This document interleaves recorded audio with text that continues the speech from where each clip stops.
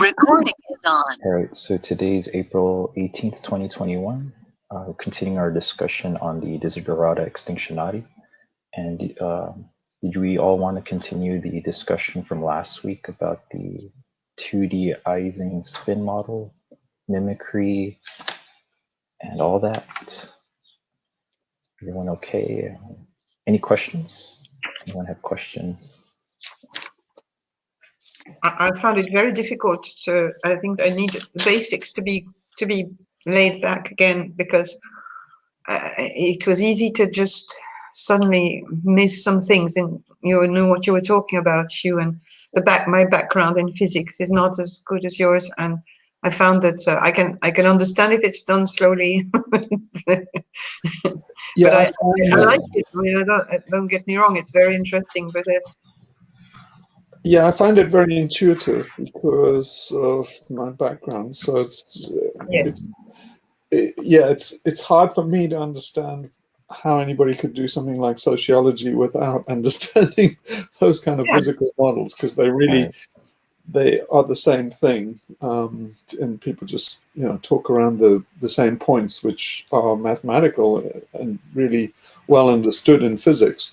And get really, really fuzzy. If you look at Condorcet models and why there are no third parties, or if you look at some sociologists explaining why, a swing vote is, if you vote for a third party in a two-party system, you're throwing away your vote.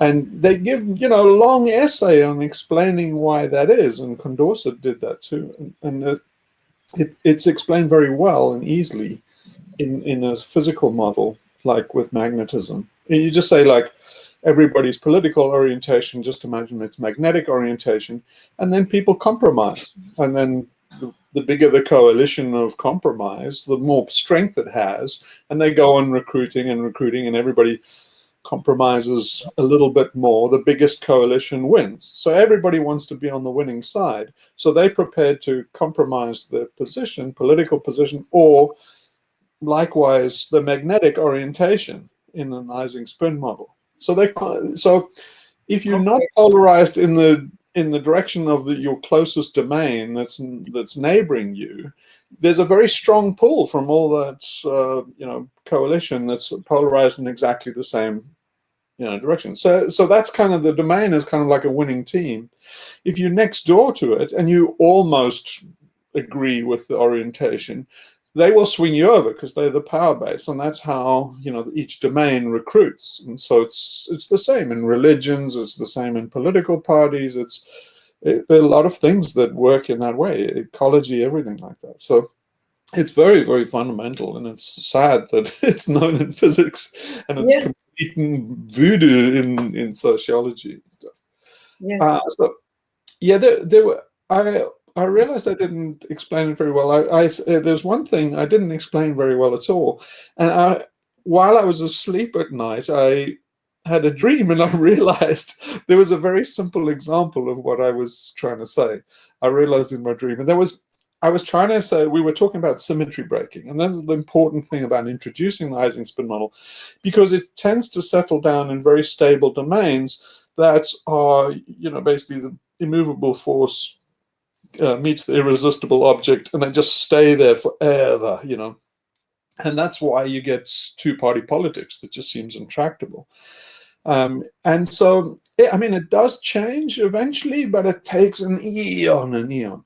So in something like climate change or activism, or something where we need a large change very quickly in the system, you can't do it this way that everybody thinks linearly. They think like, right, it's very obvious. There's a climate emergency, so we must all rally together and, do Green New Deals or some, techno green thing, neon green, fantastic, wonder, techno, whatever. And then they're like, that's obvious. We just need to recruit people to do that. And they all rally forth to do that. And then that's what XR did. Now, they all baffled then when they say, well, how can these idiots not agree with us?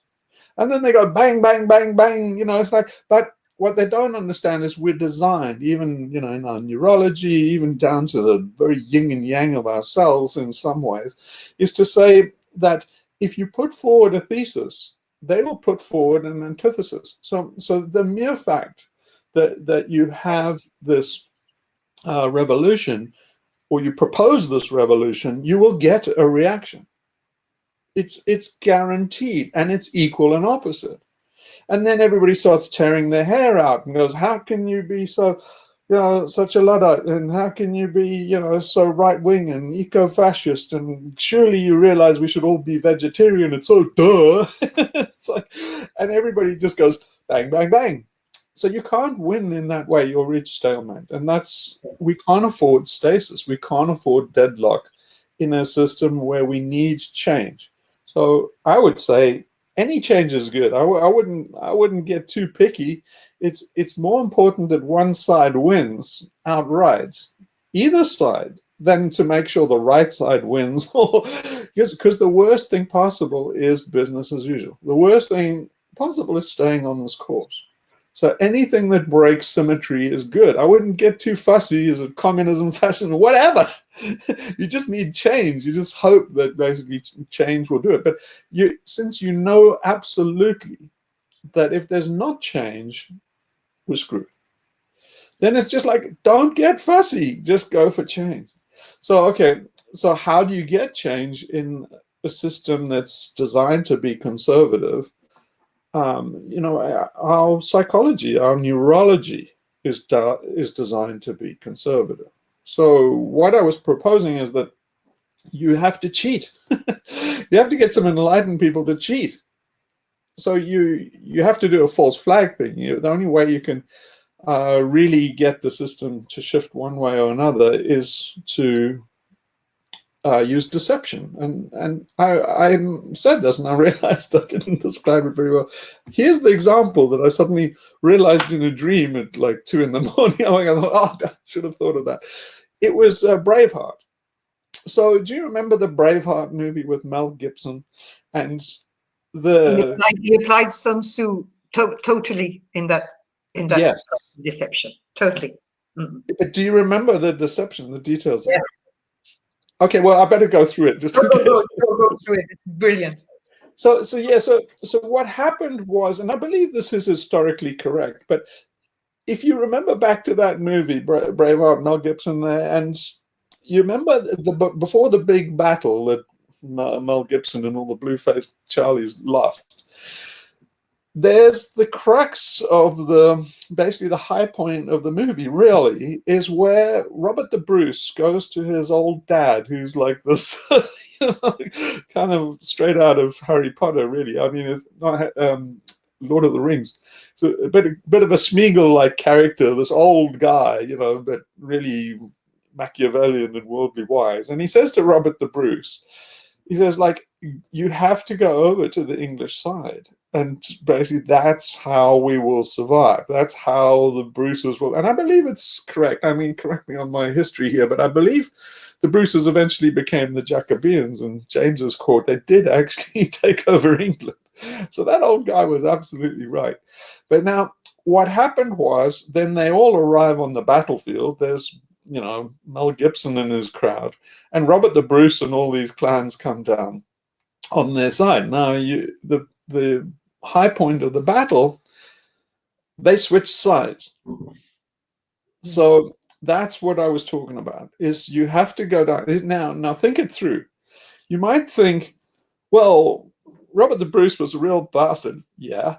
But, you might think, well, why didn't he just not turn up to the battle? Then the English would have been in the majority. Mel Gibson would have been a bit stumped. You say, no, he has to turn up to the battle because, as I've said many times before, wars are really to resolve uncertainty. Nobody goes to battle if they think they're going to lose.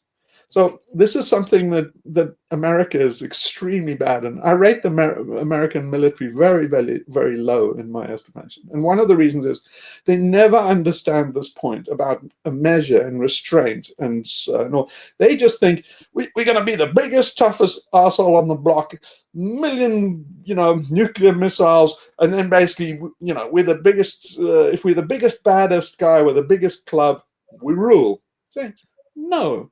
Because no one will engage you head on. So again and again, they never learn this. They go to Vietnam and get their ass kicked. Why?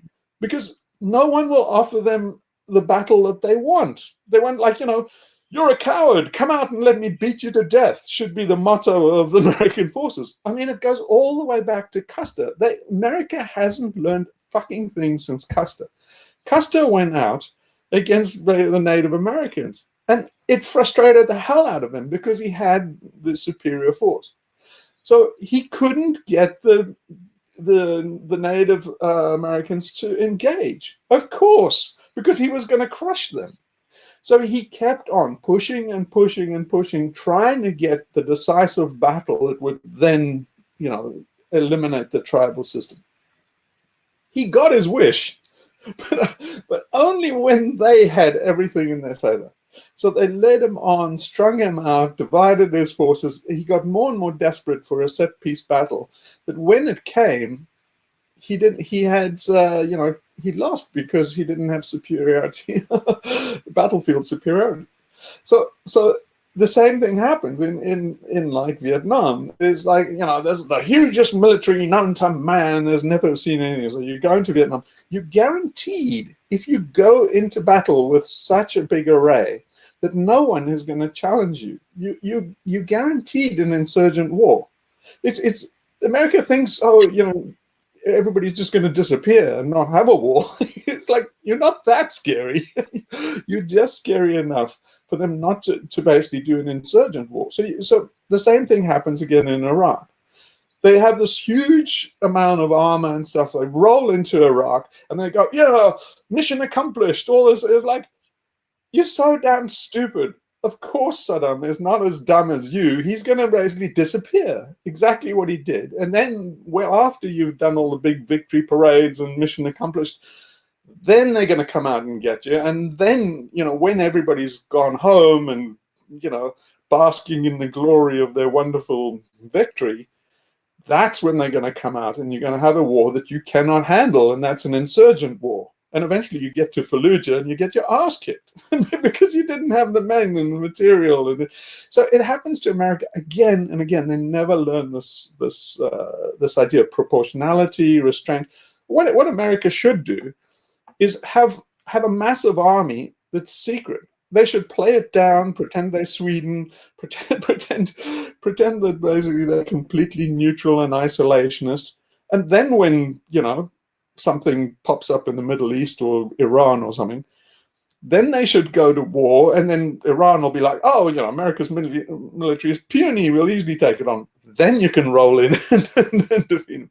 But all I'm saying here is that war is to resolve uncertainty, and the American military, America spends so much on the military. It's more than the next five.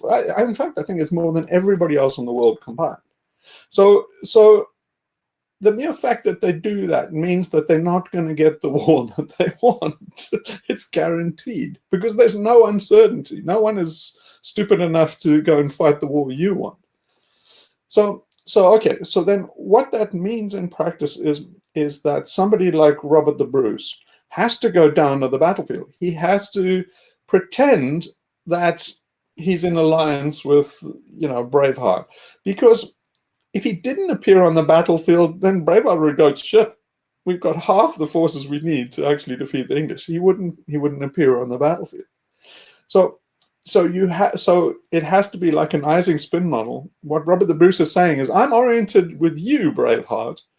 And then at the final moment, when you're just about to have the decider, then it's like, oh, tricked you, and you're on the other side. And then that's how you get a win. And it's the same applies in what XR is trying to do or something like that. So let's take a ridiculous example, but it'll prove the point. So say you XR and you want a green revolution, and you think that the climate thing can be solved with politicians doing solar panels and wind farms or something. So you think it's all about a Green New Deal and you can transform the system and make it regenerative and sustainable and stuff. And then, well, who's the opposition to this? Well, the incumbents, big oil, the entrenched cement interests, the entrenched everything involved in the global capitalist economy is your enemy. apart from all the guys that think they can make a mint out of green tech.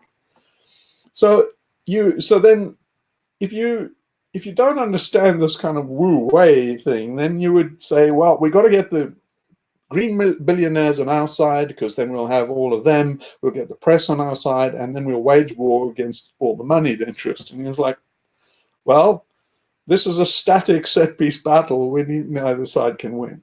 If you were really smart, what you'd do is you'd say, you would halve your force. You would say, okay, these are all the rebels. You would get half the rebels to pretend they were in the camp of big oil.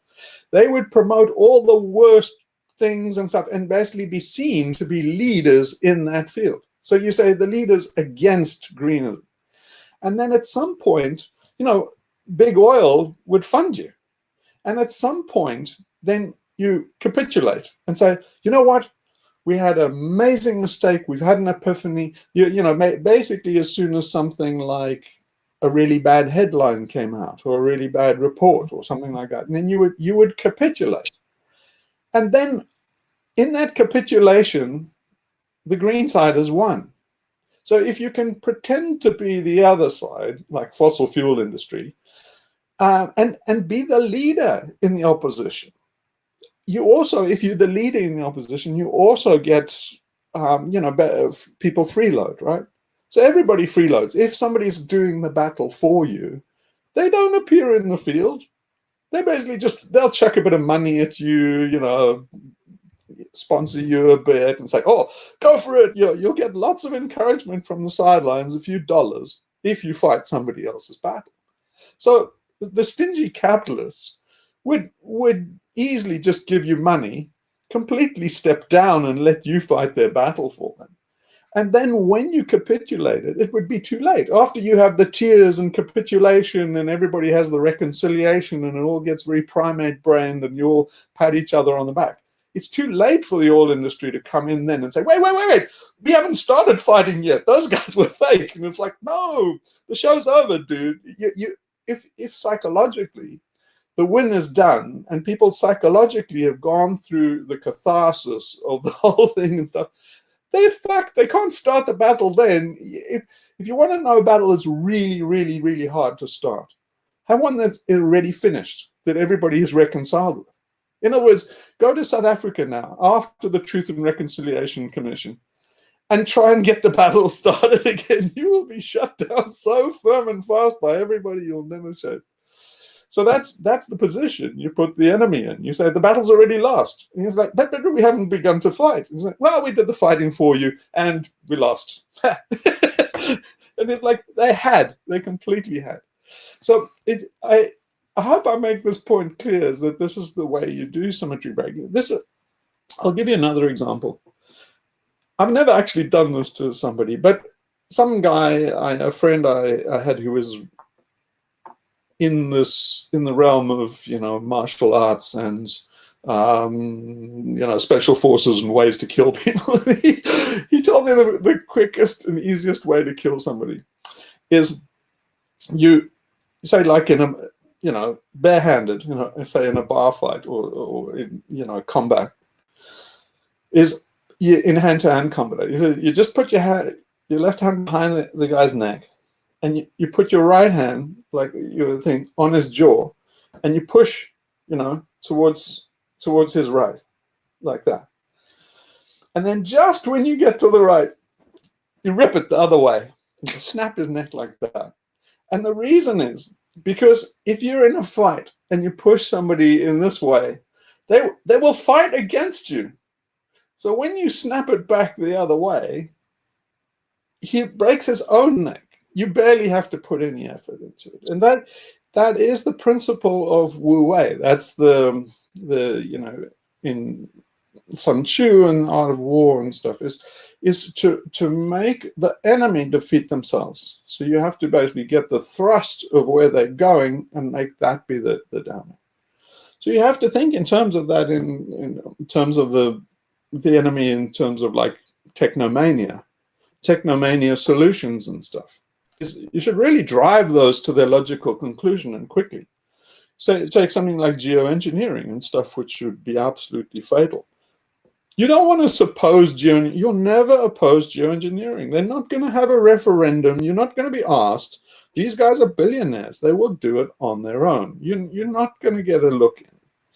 So the smart thing is to propose it, and to propose it very badly so that it fails. You really want to propose geoengineering so much that it's an embarrassment for people like psychopaths like David Keith and those guys. You want them to be embarrassed and go, maybe you're overdoing this a bit. We wouldn't go that far. No, let us handle it. We for geoengineering. Like, it's like when they're getting nervous, then you know you're on the right track. And when you say you funded, if you were a green billionaire or something and you funded some disaster deliberately to make it fail, and then you go, guys, this is not working, this is a disaster, you can make the theater of collapse and collapse of the idea and make a theater out of capitulation. And you could stop geoengineering in its tracks. But if you just raise placards and go, and try and shame them and nag them and, or use all these kind of female tactics too. It's like, it's not going to happen. These green billionaires are not your husband. You're not going to nag them out of the pet project. And the pet project is a life-sustaining, causes sui project. It is their vehicle for immortality. You're not going to nag them out of it. You're not going to hold up, have pink pussy parades or do pussies in boats on the high street, and it's not going to happen. In fact, you're almost making it happen. Also in terms of Wu Wei, your opposition is also necessary for their legitimacy. So take, for instance, COP26. Now XR and all these rampant idiots, they will go to COP26 and oppose it. Worst thing you could possibly do. COP26 is designed to stall climate action. And there you're going, legitimizing. You see, if you didn't turn up and then you didn't have XR there with all the, banner drops and placards and stuff, it would be as lame as shit. But they wouldn't have a COP27 because basically they would be exposed. You'd say, like, we don't care about you. You're irrelevant. COP26 is a sham. And you proved it by not turning up. And basically, if anybody, the media tried to present all the outcomes from it or something, you just basically, that's what you need to jump on. So don't talk about it. We don't want to hear about COP26. It's a scam. And so just try and shout down anything that comes out of COP26. So try and get it so you can't have a COP27. Now you're getting somewhere. But otherwise, you're legitimizing it. So, yeah, okay, so that was one of the things I wanted to mention. Is this all making any sense, people? Yeah. So, okay, so I'll tell you. My only concern would be, like, let's say you're in the opposition. Would it take some psychological will to not get enticed by money, sex, fame, all that stuff? Or can you not even be in that camp? Or how would you? Yes. You see, this is the danger in all these things. It's all psychology, right? This is if you see, people like to frame it in something that's manageable for them to control. So you get the geeks, they frame it in terms of an engineering problem because that gives them control. They're geeks, and then an engineering thing is something they can deal with. So then they will frame a complex problem that has nothing to do with engineering, like climate change, in terms of engineering, in terms of geoengineering, in terms of financial engineering, all these kind of engineering. Why? Because that is their domain of control, or they think it is. It's not really. They don't know their own subject, but that's a topic for another day. But in their minds, they can get control if the alien cortex frames it in a game that they can play. Again, it's like the US military. They get caught up in their own bullshit because they make an army that is invincible in the game they want to play. So the reason why America never evolves since Custer, the armed forces haven't evolved their psychology since Custer, is because they're stuck in a frame that they control. It's a military mindset, and a general in the military is they guys that have control issues. They become officers because they want control. And so by the time you get to a psychopath like Mike Pompeo or something, he's dripping this control psychopathy. And that what it means is that they have a need to get control. This is why these people are the most dangerous people you can have in collapse, because that need for control, then they cannot see beyond that. Everything is interpreted in that way. So if you look at Rebecca Solnit and stuff and see what happens in collapse situations, to the brain of Mike Pompeo is these people are looting Walmart. To any sane human being was saying like, there's baby formula and water in a fucking shop that's closed, a warehouse full. What, they're supposed to leave it there?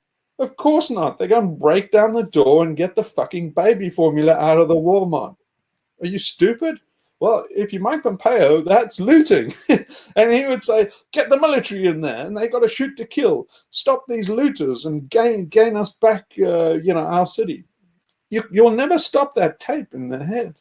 And so they're very, very dangerous because, they accumulate power to the limit of sense, in terms of thousands and thousands of nuclear warheads and stuff. Dr. Strangelove thin scenario, exactly. Exactly. If you look at, that Stanley Kubrick was sending up those guys. But Dr. Strangelove was actually von Neumann, who is one of the arch cyberneticists and guys that wanted control. So Stanley Kubrick was taking the piss out of von Neumann. And even the guy that went down was, the guy who rode the atomic bomb all the way down at the end. That's General Curtis LeMay. So that's the head of Strategic Air Command. And their whole idea was that basically you'd be so overwhelming in force that nobody can resist. The problem is you're doomed in so many ways with also from what you're saying, Mike, and that's you're doomed from your own self, right? And what generally happens with these kind of control freaks is when they lose control, then there's this monstrous table flip and rail against the world. So they have this very positive mindset up until the time they're defeated. When they're defeated, they go like the proverbial scorpion stinging itself to death. But that stinging itself to death, they will take everything they love, the whole world, everything will go down with them. They'll take it down. They will do as much destruction as they can out of spite and revenge. So that personality type is so fucking bad. It's just unbelievable. I could say right now, if anybody's listening, when we get into trouble, go around and pop each one of those guys a cap in the back of the head. You will be saving millions of lives and so much. I would say so much that you should infiltrate these organizations, make sure you get close to the top, just so you're close enough to pop a cap in the back of the head when it winds up in one of these hot situations. That's the best thing you could do for the environment and for the world. Is just be sure that you are standing behind these guys when that moment happens, and you're armed or know how to do a little maneuver like that. So yeah, I can't say that enough. Those are your biggest problem, and it's coming. I mean, if I'm wrong and there's no collapse and there's all hunky-doo-dah and Bill Gates rules the world and Charles Schwab has a one world order and it's all happy and we all solar panels and stuff, then it's like, yeah, okay, no harm done. But that isn't the way it's going to go down, I'm telling you now. That's not the way it's shaping up. So yeah, I'm just saying this is the psychology. Anyway, so if that's all clear, then I'd like to just mention, since we're on strategic and symmetry breaking strategies, I don't think, does anybody like this military stuff? I'd like to tell you a bit more about if it's meaningful to anybody, but I'll stop if it's not meaningful. I mean, I'm just discovering something that is absolutely, as a woman, completely not in my realm again, but I'm always happy to learn, and well, my time will come to teach you other things maybe, but it's interesting, it's very useful. You know, I read Sun Tzu at a young age, and my father made me read the memoirs of Napoleon and the memoirs of de Gaulle when I was a child. I was like, okay, well, it stayed with me, and I translated the Bellum Gallicum and the Anabasis of Xenophon. I learned about the big battles of the world and the history of our ancestors. So, no, it's very important. We can't deny that part of strategy in life. It's no, and I've been drawn to martial arts for another reason, not at all. But yeah, no, it's education. Thank you. Yes, do. I mean, unless somebody really doesn't want to hear about it. I like it. It's good stuff. Okay, so let's talk about Napoleon then and symmetry breaking, since you bring him up. So Napoleon was very good at symmetry breaking. So and this is worth studying because it tells you the difference between, you know, logistics, military tactics, and psychology. And war is all psychology. So they will tell you, oh, you know, it's who gets to the battlefield first with the most, and all these kind of things. It's true, but the guys have a very limited understanding that have that level of understanding. If you get to better practitioners of war, they will get closer and closer to where it's all psychology. In fact, if you're going to win and be non-violent, so if you're going to have a win with the least deaths and the most efficiency in the least time, it's a psychological win. So it's the only way to win. You can't even military tactics and force of martial force of arms is still only psychology. So you know you can't shoot everybody that disagrees with you. You have to win over hearts and minds. And so then, as soon as you realize that, then you're in a different territory, and you have to be a psychologist. Now, what Mike pointed out there is you have to know yourself. So you can't do this thing which Hallam is trying to do, is like, well, we haven't got time to do all this bullshit stuff, so we're just going to do this end run around all the obstructive left. We're going to get to the big power base, which is all these, you know, clueless liberals, and then we're going to get 3.5%. 3.5%, we all know from Erica Chenoweth, that then is, you know, as soon as you've got 3.5% of the population on your side, then according to the spreadsheet, the military and police forces come over to your side, and you defeat the government. As soon as you defeat the government, then you do the right thing. It's like, this is so fucking clueless. I can't even begin to tell you. So it just doesn't work like that at all. It's just, you cannot be more clueless than that picture. I mean, that is the base level stupidity. It's just more than facepalm. It's not even wrong. It's so wrong.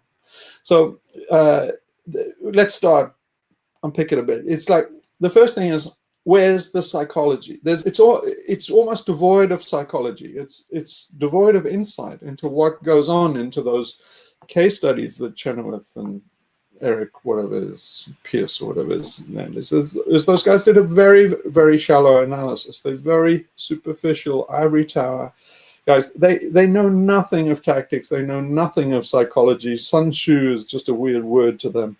Then yeah, the only thing I think they were there for is to just divert resources and make people non-violent. When you look at psychology, so once you got it and you realize that the best win, the aim is to be non-violent, but not make a fetish out of it, because you're going to have to, a lot of people are going to die if somebody tries to be pacifist. So, don't bring Gandhi and stuff into it. Gandhi was a fake. And it's again, Chenoweth was making all these false references. Because what Gandhi in India was, he had to be pacifist because Britain was trying to leave India. So if he had really done any opposition, violent opposition, he would have likely aroused all the imperialist juices in the population in Britain. It would have been completely counterproductive. So you can't take Gandhi's Satyagraha as a lesson. And when you look at Satyagraha today, Gandhi's a criminal. He's misled people. Look at that dam, that thing we posted about that dam. I can't remember what the dam's called now in India. And it's all these guys, all the villages are being flooded. These guys' lives are being ruined. They're not standing up to these psychopaths. And the reason is Satyagraha. They're following Gandhi. So Gandhi is perpetrated a great evil in the world. And the evil is putting non-violence on a pedestal and making an idol out of it. So non-violence and violence are strategies. They're tactics. It's desirable to have non-violence because that's a more efficient win.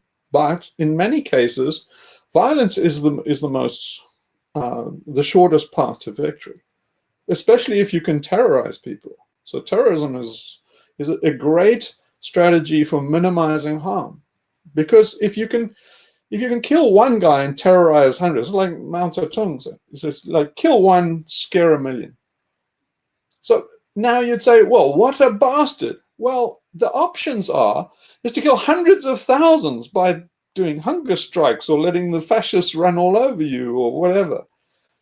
It is actually very efficient to kill one and scare a million. So, you cannot make an idol of it. We're never going to kill anybody. We're never going to shoot anybody. Is that, well, a lot more people are going to die than is necessary. So you can't make a religion out of non-violence. Although it is a goal, nobody wants to be a bastard. But in a lot of ways, if you go up against psychopaths, they decide. It's not your prerogative to decide how the battle goes down. They decide how it goes down, and they've already decided. If you look at Apocalypse Now, they've decided that it's going to be a fight to the death, and it's going to be violent. And you say, okay, you see, if you're the person that's actually proposing the rebellion, you don't get to choose the weapons. The other side, it's like a duel. It's like a duel in more enlightened times before we got so dipshit stupid as we are in the 20th century. They used to fight duels. I had a conversation with some Quaker friends of mine. I've got quite a few friends that living nearby, and about their religion is based on non-violence. And you say you must make a religion out of non-violence. This is a no-go area for them in history. They are it's very difficult. I have a lot of respect for them and for what they do. They've done in general, but there is a religious aspect to it that's disturbing. Well, if you look at the track record of non-violent people in history, it's not good. Basically, all the men of peace die. Like Gandhi himself got shot. So you say, like, that's what if you want to get shot, be a man of peace. Yeah. Jesus got put up on the cross. It's like, don't get put up on the freaking cross. That dam in India was the Narmada. What was it? That Narmada Dam. Yeah, Narmada Dam. And there was a lot of subsistence farmers. They were living in these villages close to the river. And the thing is, they were just going to stay there. They wanted to die rather than live elsewhere. But the police or the government didn't even want that. They were literally almost head deep. Like, they really wanted to drown in the water, but they were arrested, put in prison, and then they said, okay, you guys go do whatever you want, but don't die. So it's not a good. Yeah. So that drowning yourself in the water is satyagraha. So satyagraha means taking the violence on yourself. So it's an egotistical, because if you're not egotistical, then you think, well, you can be more consequential and say we're going to portion out the violence. So Gandhi is not non-violent. He is doing what they would say in German or Afrikaans as self-moord. It means self-murder. So he's not, to say, oh, he's not, he's avoiding murders. No, he's killing himself. So if a less egotistical person would say the aim is that no one dies, us, them, least amount possible. But they are saying, if you take on all the evil of the world and the aggression and take on all the psychopathy of the world, project it on yourself like a Christ life sacrifice, then at some stage you will reach their humanity. You will suck out all the evil and, you know, you will absorb it like the cancer of the world. This is narcissism. It's narcissism. It's pure, utter, egotistical, horseshit narcissism. It's evil. Gandhi is evil. He is the epitome of evil. Because of this narcissistic analysis of it, it's basically he is a psychopathic, narcissistic messiah. He has a messiah complex. Just the idea that you can take on the world's psychopathy, absorb it, and, you know, until you've sucked out all the madness out of people, and then only humanity will be left. Just that is so arrogant, conceited. It's vile. You should go and topple Gandhi's statue. That's enlightened. But any slave owner is better than Gandhi because they don't have that ego. That ego is the essence of the world. The essence of the world's evil is that, and Gandhi's dripping with it. So I hope people understand that. It's the vilest thing known to man. But aside, it's also just completely horseshit naive. Psychopath is like a sadist. They will feed you all their psychopathy and generate more. It's an infinite supply. So Gandhi is completely wrong in that he can suck the hatred and psychopathy out of Hitler. Hitler said to Lord Carmarthen, he said, why don't you just shoot the bugger? And they said, well, no, we can't do that, blah, blah, blah, and stuff. You see, Gandhi was very lucky he came up against the British. If he came up against Hitler, no one would have heard of him. He would have lasted 3 seconds. They would have topped him. Would have gone nowhere. He wouldn't be famous. So he's famous not because he's brilliant and such a graha and the superiority of non-violence. It's basically because the English were nice guys. If the English were nice guys, you wouldn't have heard about him. Yeah, but let's be honest. We all fell for Gandhi. When I was young, you know, everybody, Gandhi, the stories, the legend. You know, when you don't look deeper into psychology and into what we're talking about. I mean, I must say I was, you know, like plenty of people around me and maybe some people here in the group. And it's amazing that when you go deeper into those mythical images of people that we have met through our lives, to realize that to realize the extent of how we have been brainwashed. Yeah, okay, but now giving Gandhi his due, he was a great politician and a great psychologist. You know, in South Africa, I know all of this because he came from South Africa. And if there's one thing you know is that, you know, the charlatans that come from your country, you know. So like Elon Musk, Gandhi, and stuff, they came from South Africa and you know them. It's basically, there's a part in the New Testament that says a prophet is never accepted in his hometown. That's because they know you're full of shit. It's only in other ones. So Gandhi comes from South Africa. He wore a suit in South Africa. He's a sleazy lawyer politician. He gets into a loincloth in India. Why? Because then he's developing this narrative and this weaving this fiction and this story.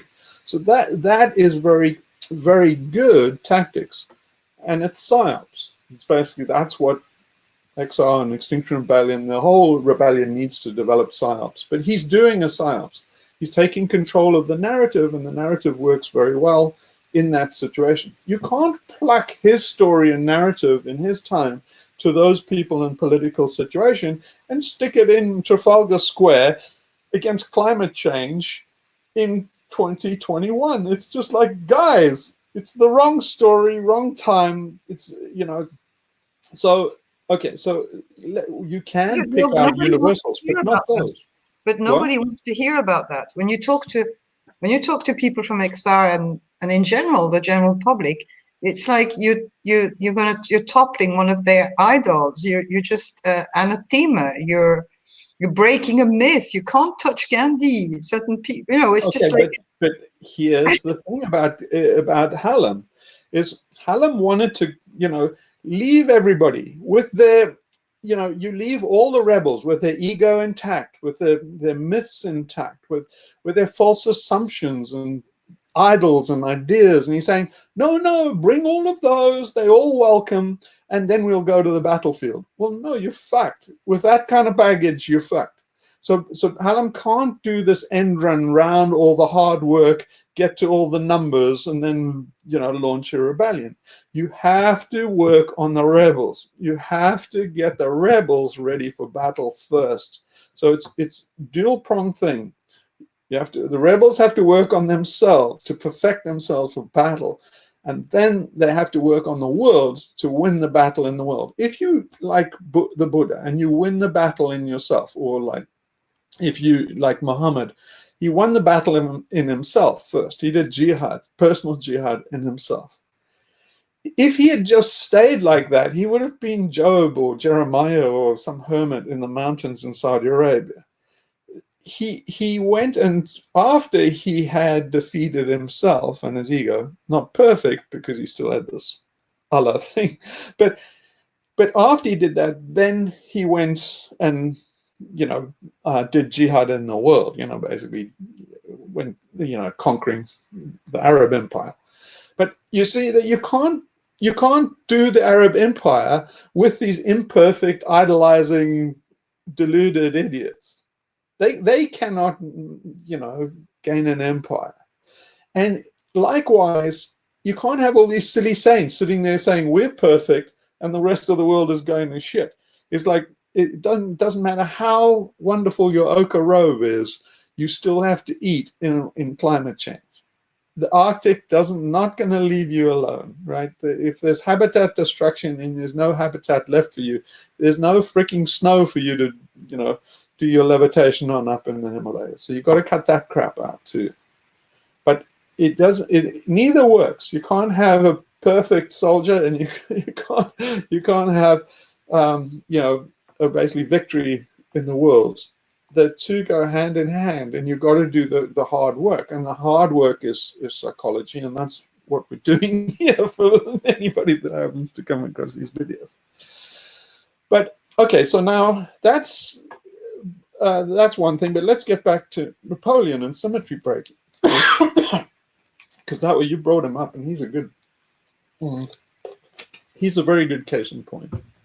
If you're talking about military strategy, can't do much better than Napoleon. So here's how Napoleon broke military strategy. What his genius was when he first started out. By the way, okay, I must say this about Napoleon. If you look at all these guys, these great generals, there's a theme that they all have their moment where the ego disappears. In essence, most of these great men they're walking ghosts. They're dead men in their shoes before they even get to the history books. So there's always a moment you can go back. So for Napoleon, it was the Battle of Lodi. Historians who don't understand psychology and the evolution of the human spirit, they miss this moment pretty much, and they don't give it its due. But what made Napoleon, and even he said this, I'm not making it up, I think Napoleon said this, and they don't hear it, is that he said he would have been nothing if it wasn't for the Battle of Lodi. What happened at the Battle of Lodi was his horse was shot out from under him. He thought he was dead. And in many ways, he did die. He died. You see, if you go into battle as a soldier, especially if you're young and full of piss and vinegar, you think you're invincible, and you go into battle stupid because you think you're not going to be hurt. You're going to be traumatized because if you're not wounded, your buddies are taken out. So you get a lot of shell shock and PTSD is finding out that you're mortal the hard way. Now, what happens to guys like Napoleon when they have the horse shot out from under them? In essence, they die. In that moment, they die. They don't care about living or dying after that. You can clearly see a break where they feel they're in kind of bonus time, and they feel that the fates collected them at that moment, and they are as good as dead. So everything that happens after that is really neither here nor there in terms of their own survival. So they become semi-superhuman. So the same thing happened to Hitler, right? Hitler was in a trench in World War One. He had a premonition that he had a premonition that he should get up. I think he was eating with his fellow soldiers, and he had a premonition that he was in imminent danger. He got up and moved away quickly from them. A shell landed on his comrades, and he turned into a kind of a Two-Face, from Batman. He got half blown up. He lost one testicle. He was really almost like two people. But what happened after that was he thought he was preserved by destiny. And that's kind of the same thing that happened to Napoleon. But it is the shamanic thing that we've been talking about, ego death. It's the same thing that Eckhart Tolle is saying. It's the same thing on Mount Athos. If you die before you die, when you die, then you don't die.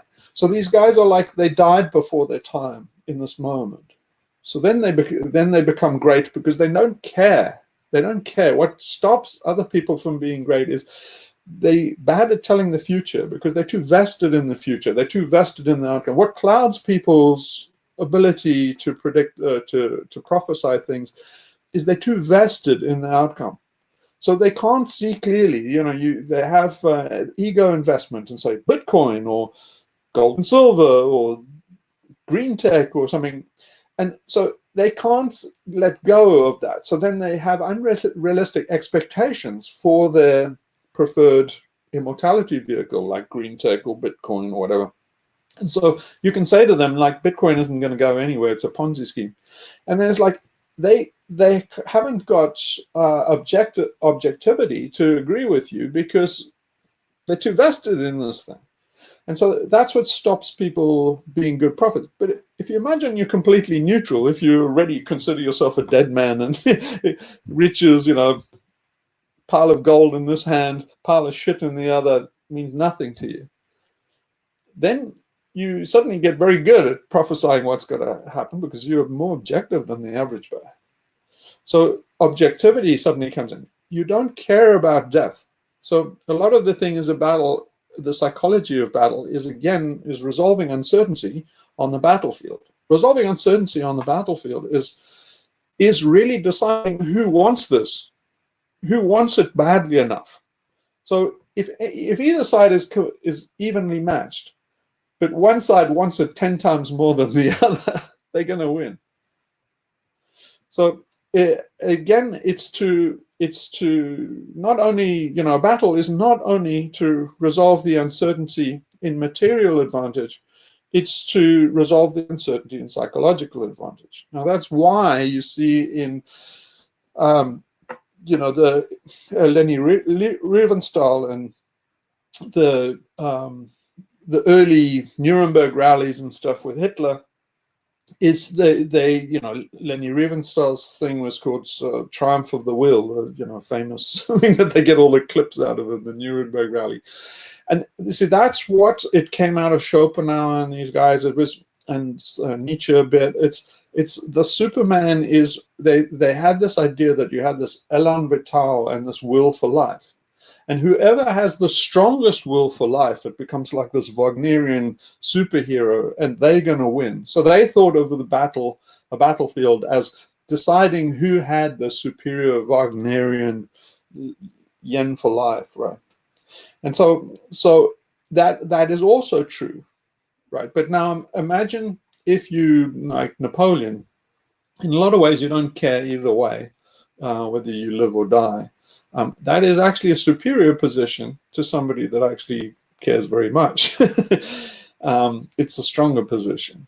And so that's why, you know, say with ataraxia and stuff, it's a very pure, clean frame of mind, which is disinterested. It means that you're not interested in any particular outcome, or except a very exalted one, like, you know,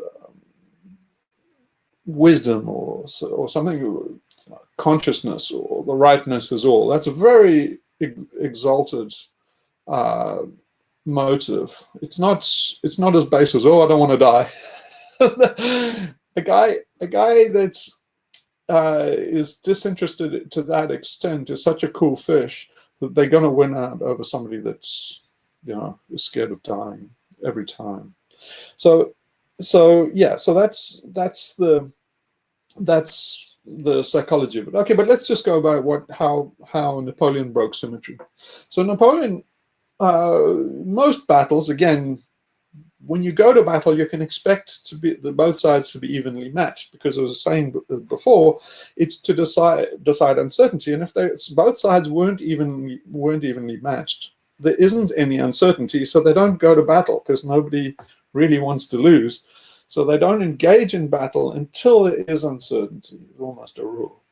So it can be uncertainty of outcome. So it can, you know, the armies might be hugely asymmetric, but the guerrillas know that they can, you know, wear down the other side by attrition or something like that.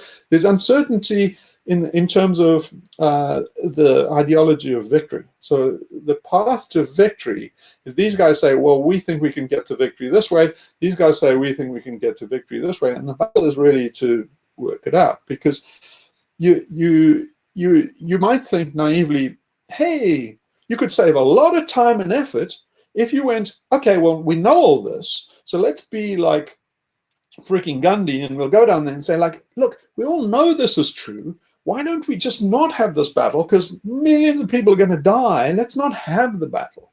What we could do is just say, like, let's stick it in a computer. We will run it in the computer, find out who's right, resolve the uncertainty, then we don't need to die.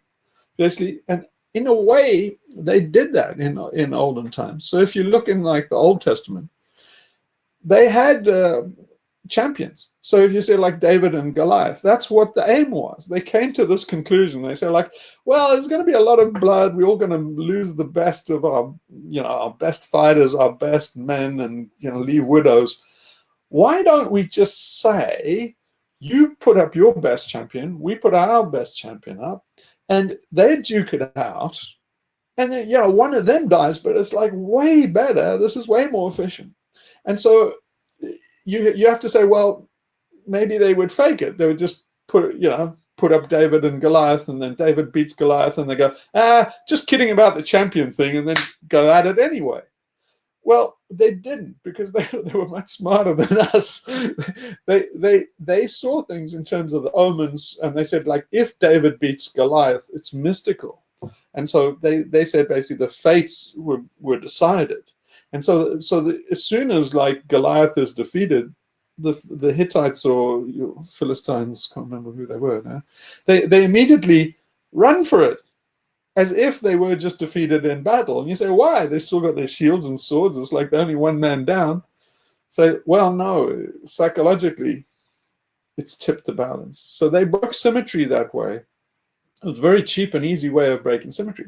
Now, can you imagine doing that in World War II? You say, like, okay, Hitler, give us your best Nazi Superman.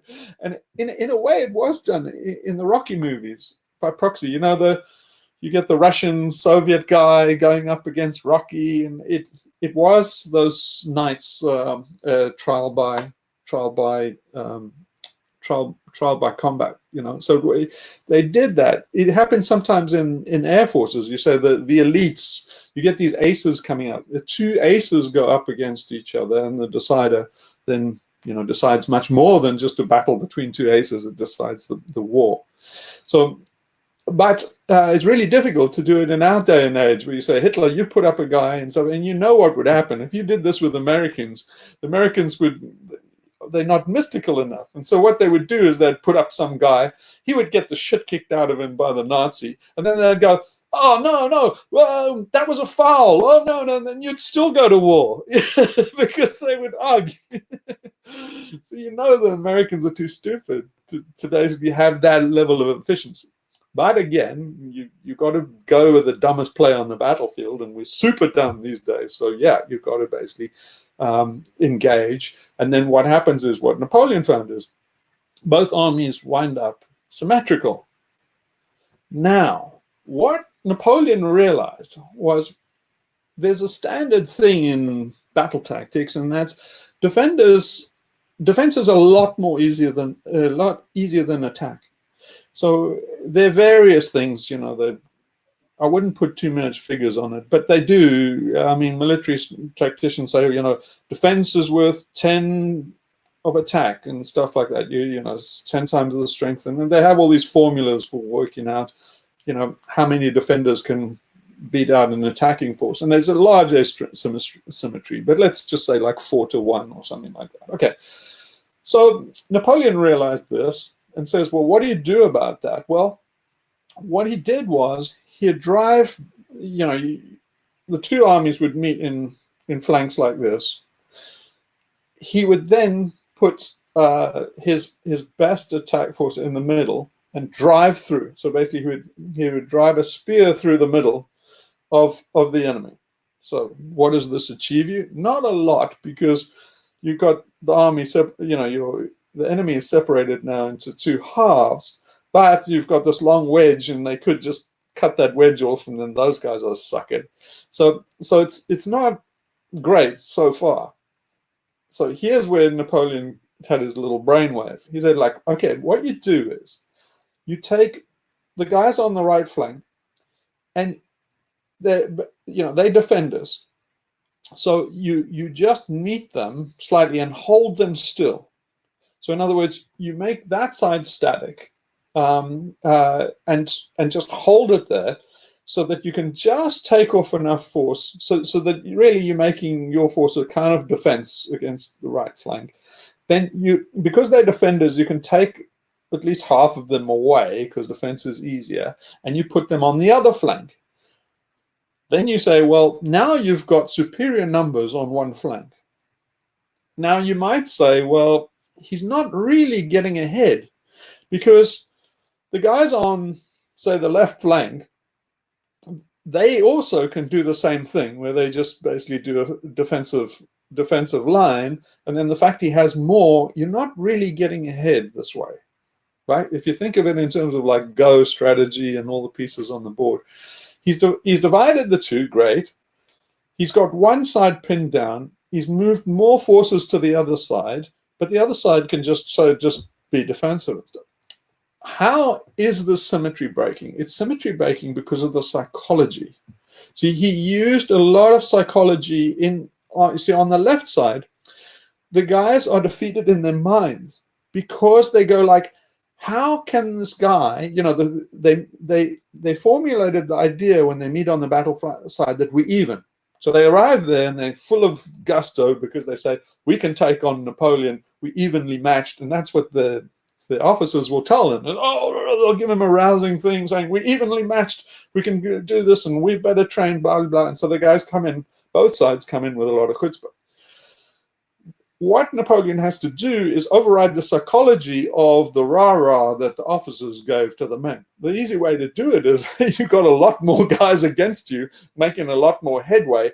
And at some point, you go, hang on, this is not right. There are a lot more guys than us, and they're beating the shit out of us. And then that left side capitulates, but only psychologically. In terms of material and stuff, it's a non-starter. They're still even. Napoleon has just defeated them by smoke and mirrors and everything. Now it wasn't quite that simple. He also had a lot of tricks under his sleeve as he went on. The opposing armies learned his tricks, so he got less and less effective, because they began to duplicate what he was doing. So when he started out his career, war was very gentlemanly, and it was all done in the daylight, and people would maneuver to the battlefield, wait for the other side, and it was all rather sporting. And Napoleon was a shit. He just said like, forget this. I'm going to march in the rain. I'm going to attack at night. And all these, the opposing armies were defeated, but they said like, you're so fucking stupid. They said, why are you behaving like an arsehole? Because you're just making war shit.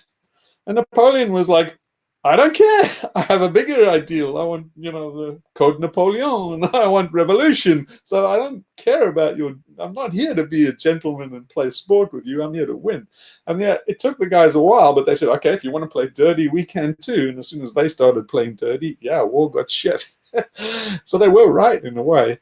But anyway, so the tricks, the psychological tricks that Napoleon played with, as he went along, armies that got defeated by him, they studied the patterns and realized what he was doing. One of the things he did was build up a narrative and reputation. One of the things he builds up was that he would hold back the Praetorian Guard, the best, the elite soldiers were the Imperial Guard. So they would, but he would hold them back out of in reserve, hold them in reserve, and then he established in the minds of all the armies in Europe that when he had won the battle, he would send in the Praetorian Guard. Now that was a very valuable bluff, because when you see in the mind, every soldier on the battlefield, every enemy soldier on the battlefield knows that things are not looking great, but if Napoleon sends in the Praetorian Guard, it means the battle's over and we've lost. So that gave him another edge, because he could actually be losing the battle, and he could bluff them by sending them in, and they'd go, oh, I thought we were winning, but Napoleon sent in the Praetorian Guard. It means we're fucked, out of here. So, but anyway, okay, I'm trying to paint a few things here. One of them is that symmetry is broken by psychology, and you've got to do psyops. And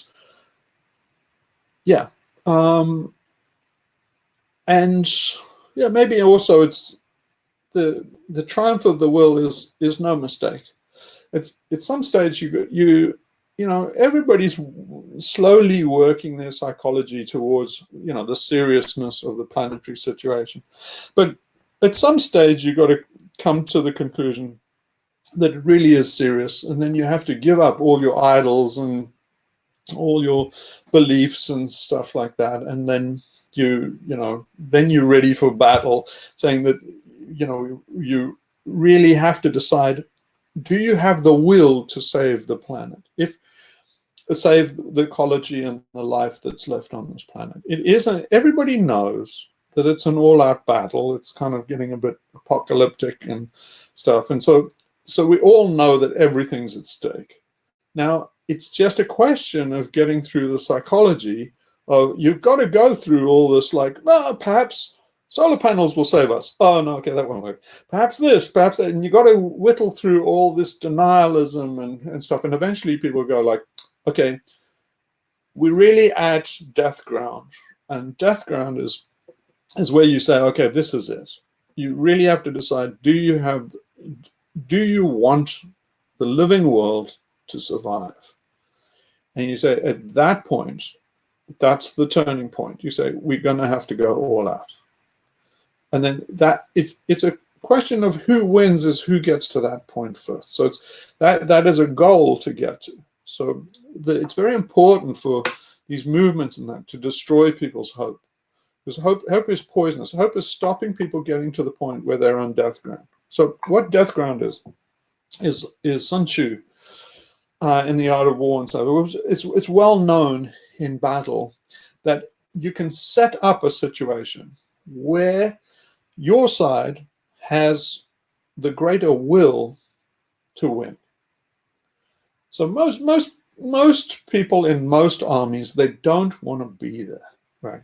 They would rather be anywhere else than on this battlefield. No, I mean, a few nutcases want to be there, and if in the longer you stay there, you can get into a situation where the battle becomes a drag, and so those guys are going a little soft upstairs. But in general, in any battle, the vast majority of people in the field don't want to be there, and they're not. They kind of lukewarm, but you can steal their resolve by putting their backs up against a wall, and so that's what generals would often do to their own troops. So in general military tactics, they'll tell you, well, you don't want to burn your bridges, you don't want to have your back to an obstacle where you're cornered, you want to be able to have an escape route. But you see, what generals realize, the reason why we have the expression burn your bridges in the English language was from Romans. So the Romans, particularly, I think Caesar, he enjoyed this, is what you do is real psychopath stuff, but this is the way it's done, is you take your army across a death obstacle like a river over these bridges, and then you burn the bridges and you say, guys, check behind you. See all those bridges you just crossed? See them all going up in smoke? This is it. You either win or you die where you stand. And the guys go, you fucking bastard, Caesar. He said, yeah, aren't I? But you're going to win now. Now think of the other side approaching them. They're like, damn, I hope I live through this experience. And these guys are fighting like tigers, like cornered rats. So those guys are going to win. So if the guys like Caesar, they have to be careful. They'd have to be careful that it was a psychological tipping point, and it means that you're all in. They just get all their chips, stick them on the table, and say, "Beat me now." And most opposing armies wouldn't be that committed, so you'd win. So in terms of like fighting for the planet, it's the battle's not going to start until people realize they're on death ground. They have too many options now. They have too many feints and excuses. We're on death ground. We're further than death ground. But all the kids in the field, they don't realize it yet. They know it, but they won't admit it yet. They're not admitting it to themselves, right? So at some point, shit will get real. The problem is in this situation that by that stage, the tipping points in the climate are gone. So we're in an unusual situation. But rebel leaders, in terms of the environmental movement, should be moving to put everybody on death ground, and getting them off hopium, getting them off all these hopeful things. Because once you realize the system is not reformable, it has to have perpetual growth and things like that. The big lie. We're all living a lie, and you just got to get whittled down through the lies. And your ego is really a big lie. So it's in some ways it's just you just got to get to the truth, get through everybody's lies, personal, collective, religious. All these lies need to be stripped away. When you have a soldier that's not lying to themselves, then you've got a fighter. But until then, you've just got a waste of time on your hands. And so that's the major goal that movements should be trying to get to as fast as possible. Well, that's probably why the people who deny climate emergency are working towards not getting an army of people who are powerful in front of them and sowing the seeds of hope and greenwashing, because otherwise, if they let the despair grow as it should, they would find themselves in front of an impossible situation to control. Yeah, it's not all malicious, but they're definitely doing panic management. And the easiest thing for panic management is to sell this hopeful narrative. So the hopeful narrative is the poison of the resistance. Just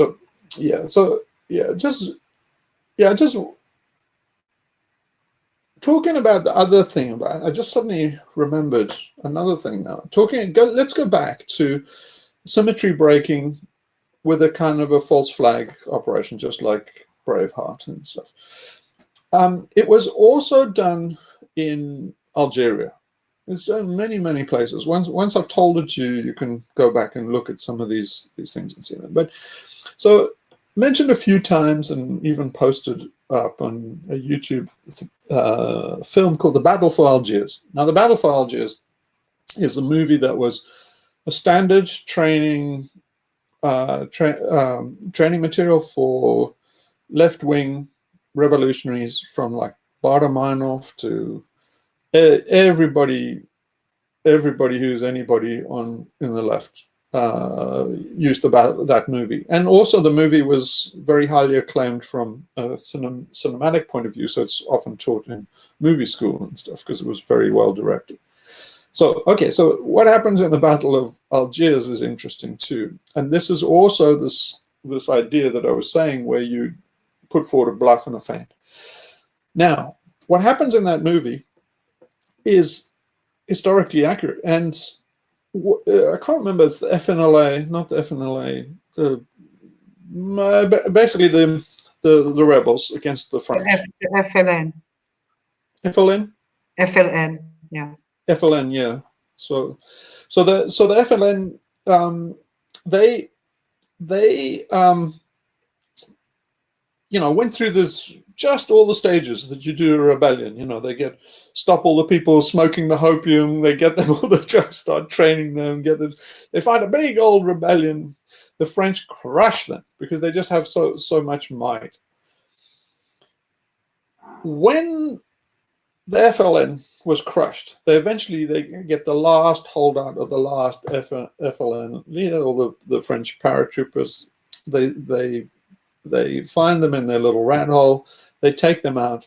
Rebellion crushed. What immediately happens is, a couple of weeks later, the people sweep the streets and France is out. It's like, whoa, where did that come from? Well, what they teach left-wing revolutionaries is that what happened in Algeria was that when somebody else is fighting for you, while the FLN was fighting for the people, they let them do the fighting. They were freeloading on them.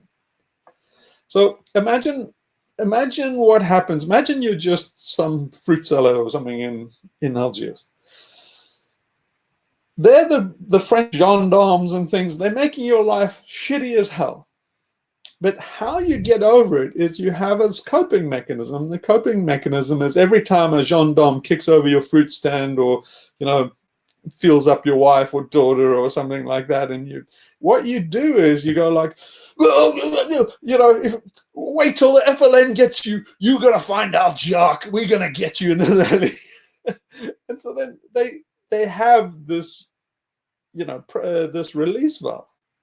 So while the FLN is there, they've got their little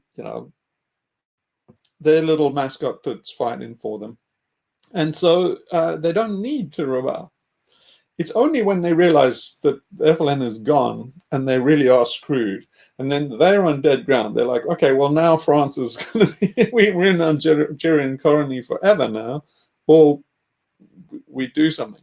And that, when they realized that they were really screwed, then they came out on the streets, and then they swept the French out in seconds. So again, it's Wu Wei. You see what the FLN only, they weren't that smart. But if they were smarter, they would set that situation up. They would do a massive insurrection that failed. And then, the sooner it failed, the sooner the people would rise up. So think of it in terms of climate change. It's more important to collapse, for the green side to collapse. So it's more important for environmentalists to collapse. See, while this, Earth 350 and stuff like that, and Greenpeace and that, everybody chucks a little money at them, and it's like, fuck all happens. If all those organizations say like, we're all baked, it's like nothing's, we can wrap it up now.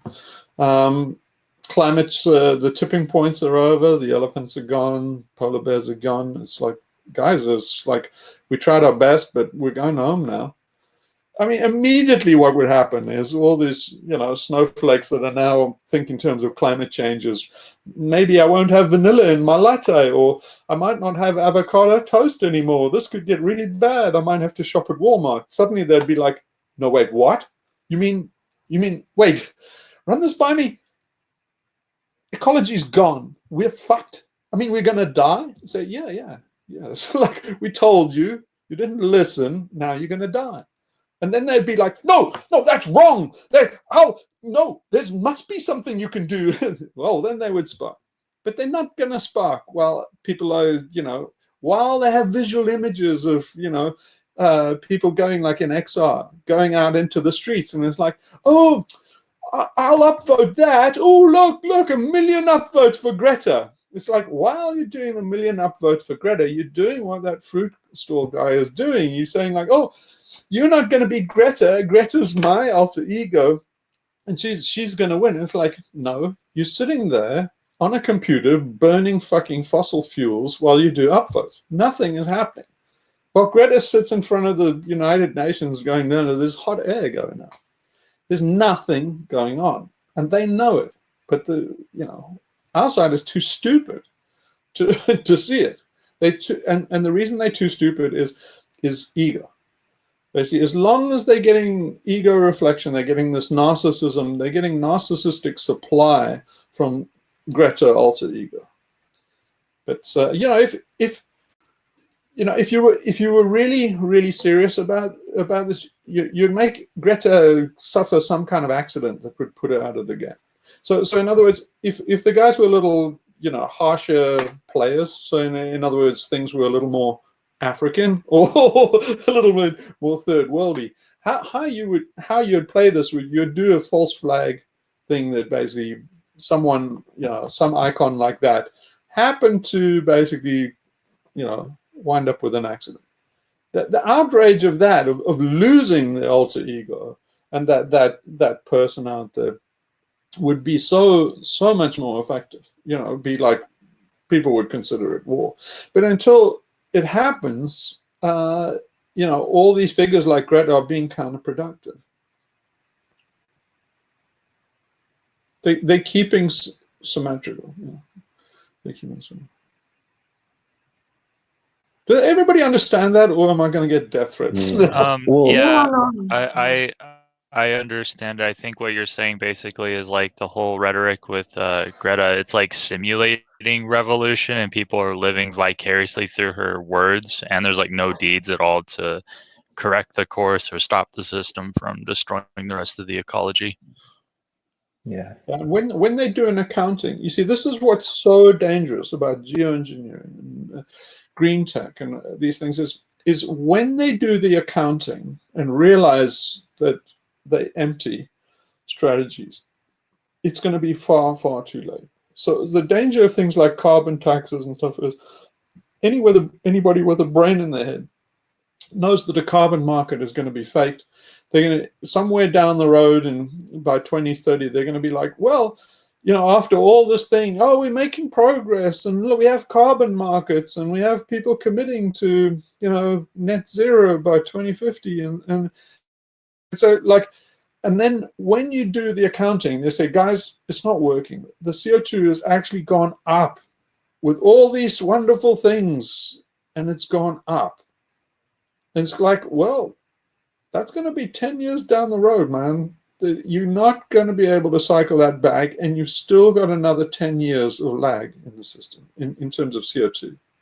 But we're fucked already. The tipping points have gone. They're gone. Well, I think also that people are being groomed through this experience of COVID at the moment to bring them into the same direction.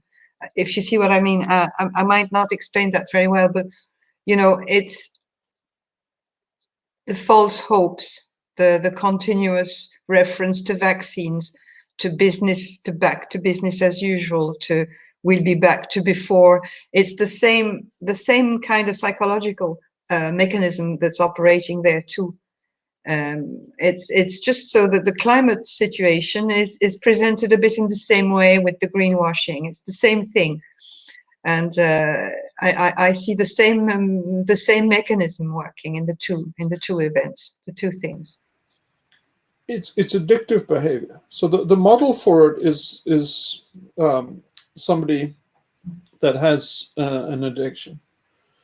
So if if like an alcoholic, they'll find every which way to delay and every which way. The only thing, the most effective thing you can do is give them a monstrous fright. So as a doctor or something for an alcoholic patient, is if they come in with like sore stomach or something, you say like you've got a week to live, your liver's shot. Look at this X-ray and just hold up a false one. That person's got a hell of a lot more chance than somebody who say, well, let's work through this.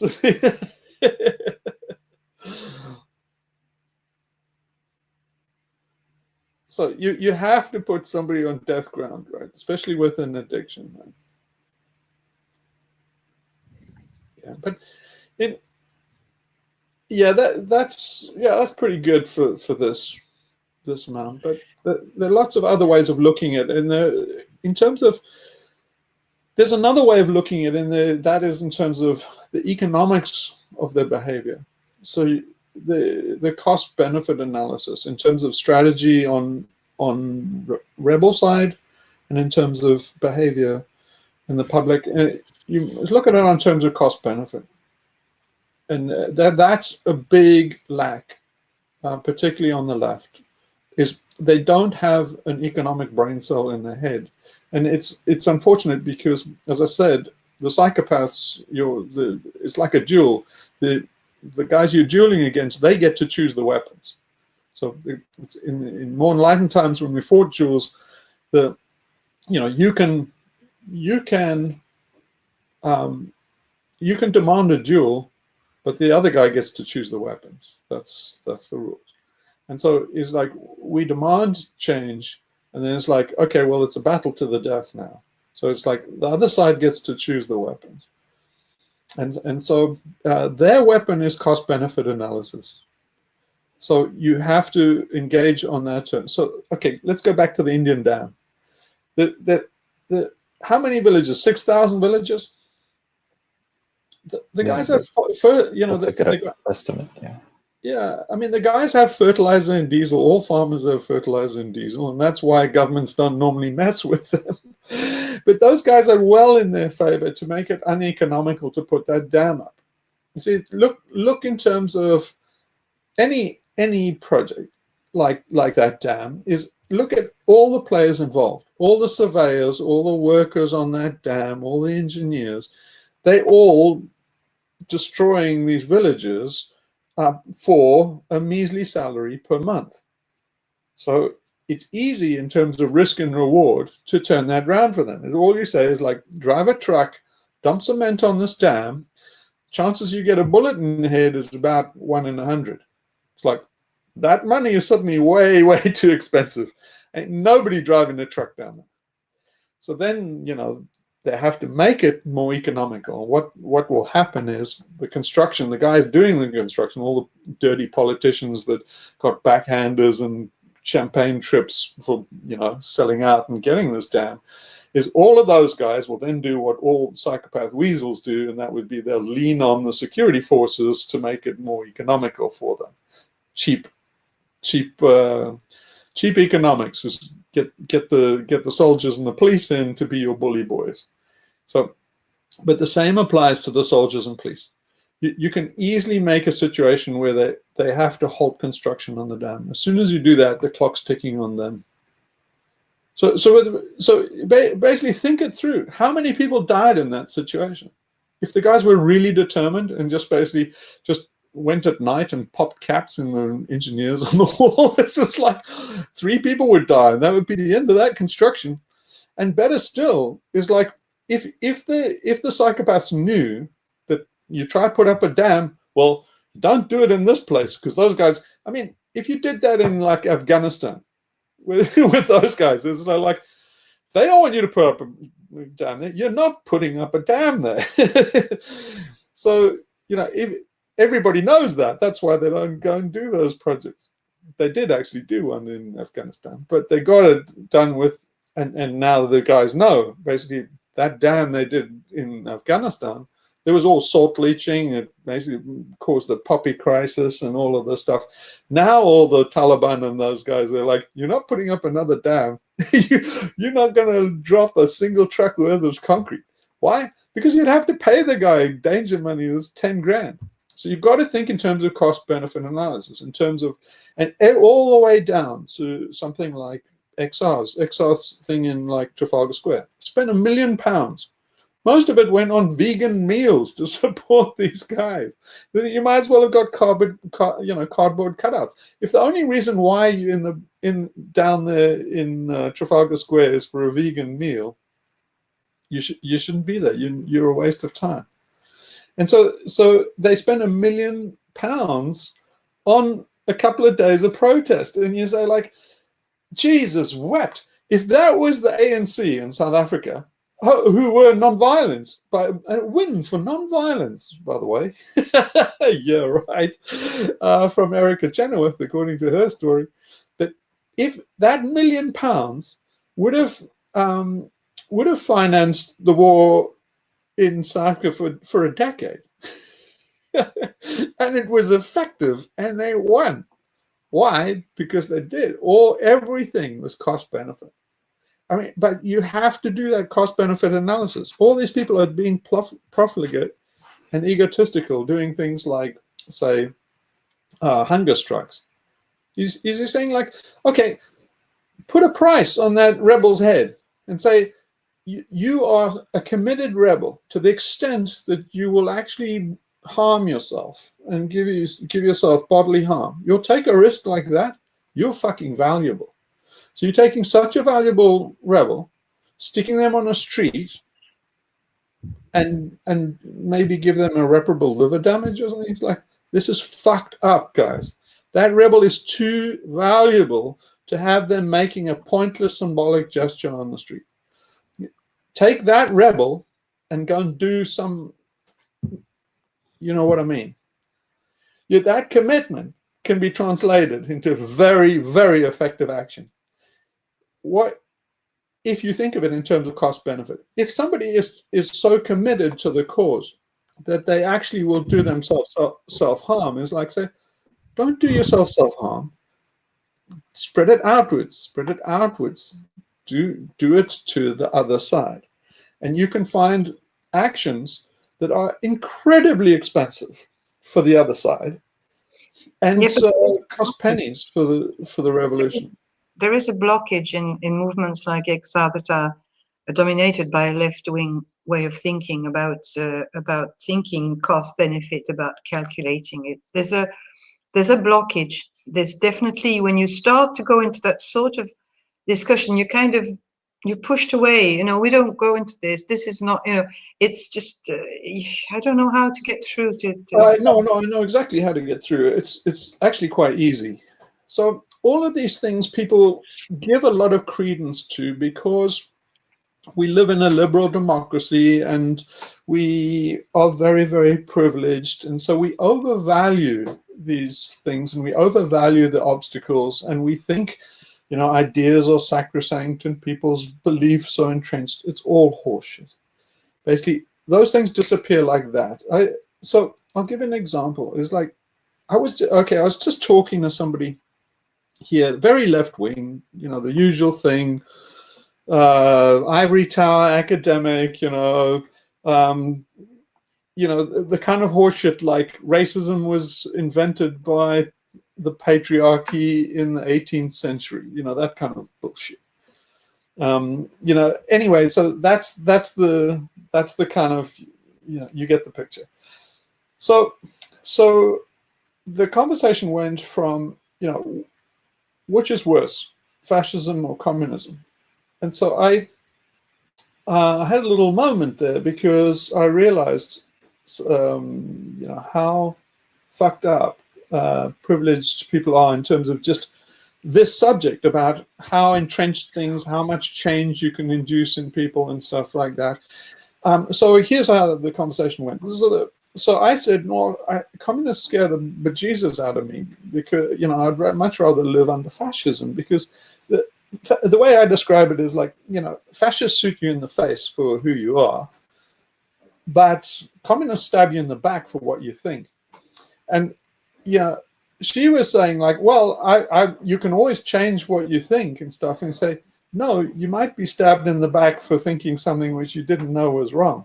So you don't want communists, because you don't want to live in a regime where they get inside your head all the time. That's like living in the worst abuse you can imagine. I mean, it's colored by my personal thing, but anyway, the crux of it was, I said, you know, if fascists let you alone, if you're not opposing them and you're not the wrong creed or something like that, you know, they will kind of let you alone. So that's better, especially if you're a minority, is you know. But here's the thing: if you play by the rules with fascists, you'll generally do okay as a minority. I mean, don't take it too far. If you're Jewish and they like a little bit, you know, blood and soil, you might get that calculation wrong. But in general, it's better that you know, they don't fuck with your head. So okay, so that was the premise. But the mistake I made was saying, well, I've lived under fascism in South Africa, so I know what I'm talking about. And what she said was, oh yeah, but you benefited from the fascism. And I just burst out laughing, because I realized in an instant that her viewpoint was so childish and trivial, and it's representative of most people in America, or say the UK. Is like the struggle in South Africa was nasty white people being racist to black people, and it was all sorted out by Mandela. And it's like, that is so fucking wrong, you can't even begin.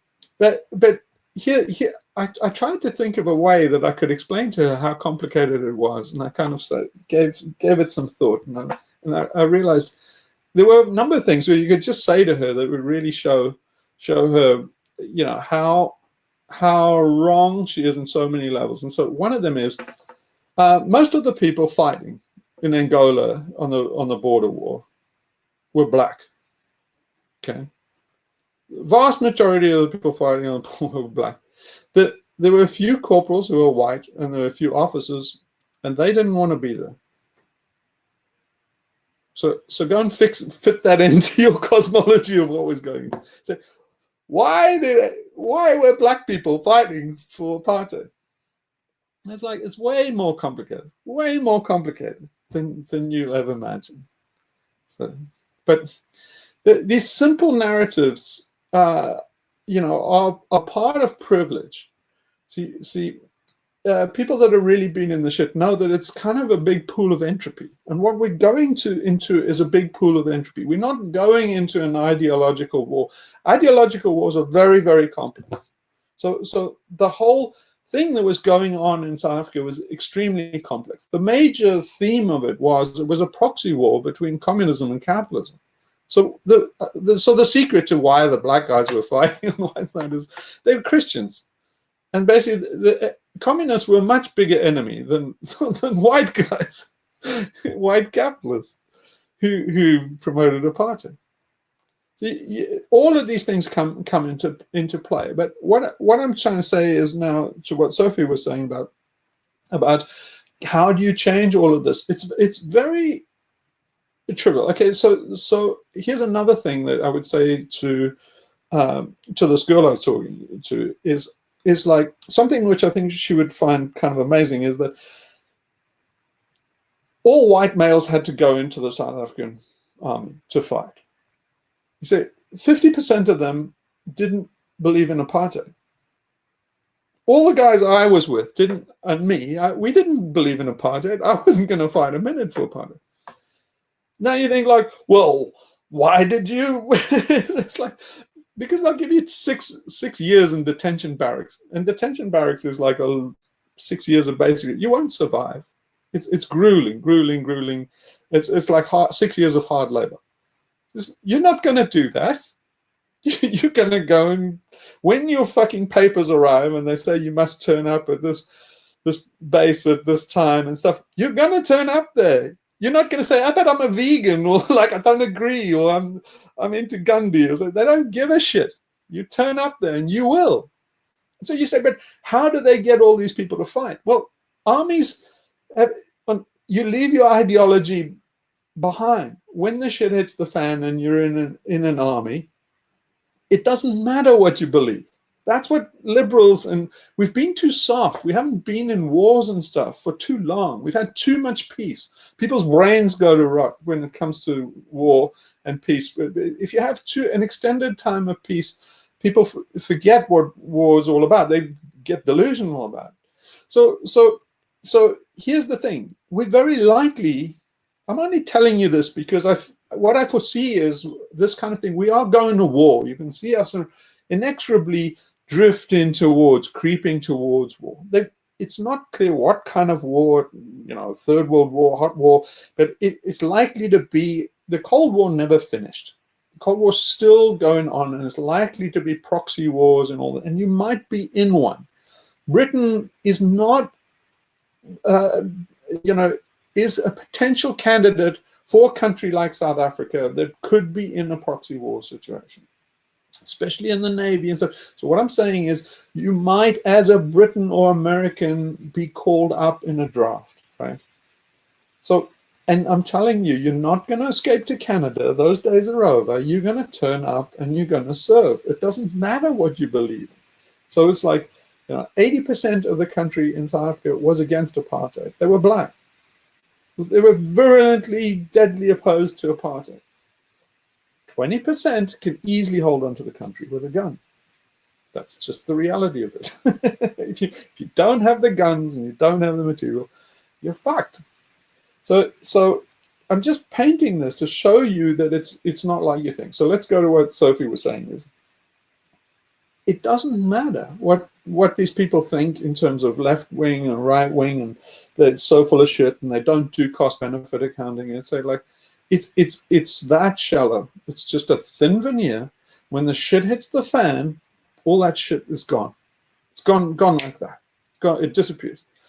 So the main thing is not to concentrate on that shit and try. You're never going to reason anybody out of these things. You're never going to change anybody's mind. But you change their circumstance. Just stick them in the army in basic training. So like they can't even remember they were vegan. So you see, we don't understand because we're so privileged how thin that little layer is. That's my ego. Your ego is easy to get rid of, and so you can do it in a cult, and that's why I keep on harping about doing a cult and an ARG. Is people will lose their ego just playing at losing their ego. That's how thin it is. So for example, look at the Stanley Milgram experiment, right? You can just put these privileged, white, nice, liberal people in an experiment with a few guys with a white coat.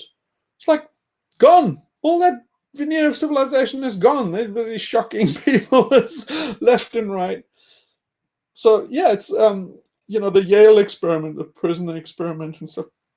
You just put someone in a uniform.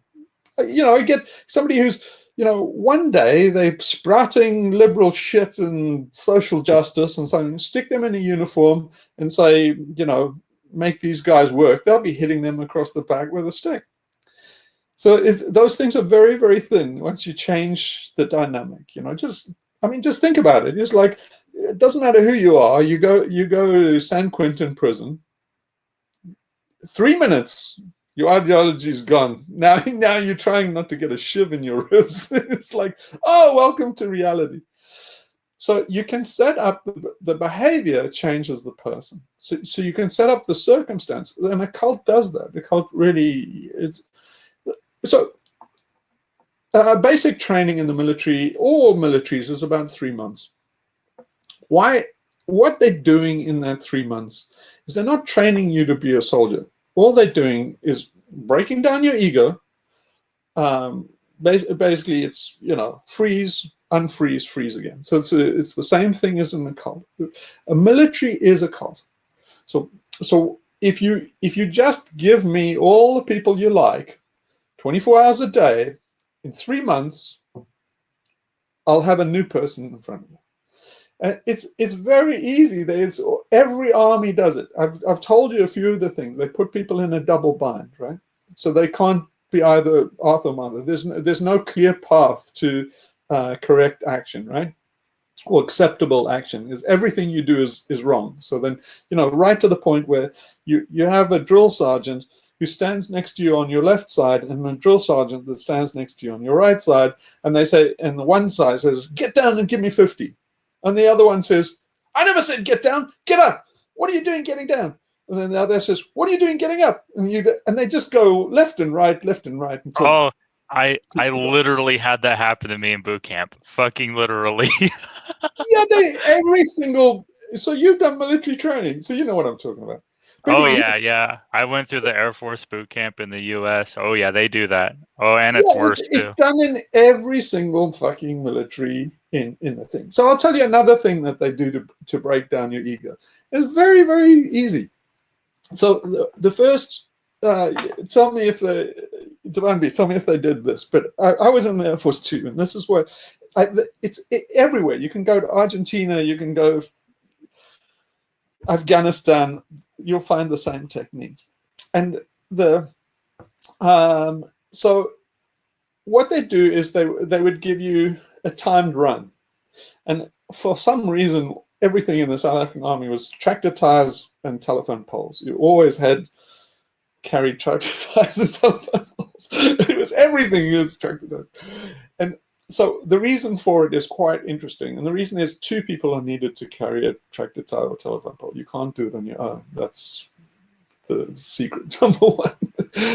Okay, so what they do is they give you this course, and it's 1.4 kilometers. It was a standard thing, and you had to 2.4. You had to do a 2.4 in under 10 minutes with all these kit on and stuff. And then what happens on the very first day is all these guys come down with their egos, and then some guys are big and fat and they're really scared because they can't run more than 5 yards, and they're thinking, "Oh my God, I'm going to die." And then there's some guys who are like really fit and they buff and they can run a 4-minute mile, and they think, "Yeah, I'm going to kill this. Yeah, I'm into this." And so you got the full range, right? And then everybody takes off, and then the guys with the big kahunas, they all like running, coming in 5 minutes, and they're like, "Done it, not even tired." And the other guys go, and they come all the way around, and then basically, and they go like, "Okay, you didn't make it."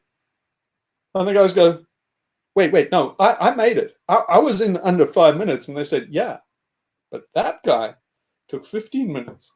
And they go, but he's a big fat ass. I mean, like, I can't do. Say, everybody's got to make it in 10 minutes. And then they're like, "Fuck." And they line everybody up, and then you run again. They do it all over, and they say, "Didn't make it." Fat guy's now taking 20 minutes. And the guys go nuts, especially the guys with the big ego and the stuff. And they just make you run and run until you think. Eventually, even the thickest guy gets it. He said, like, the only way we're going to get out of this hell and stop running round and round on this 2.4 is if we all make it over in 10 minutes. And so then the strong guys, they have to pick up the fat guy and run with him.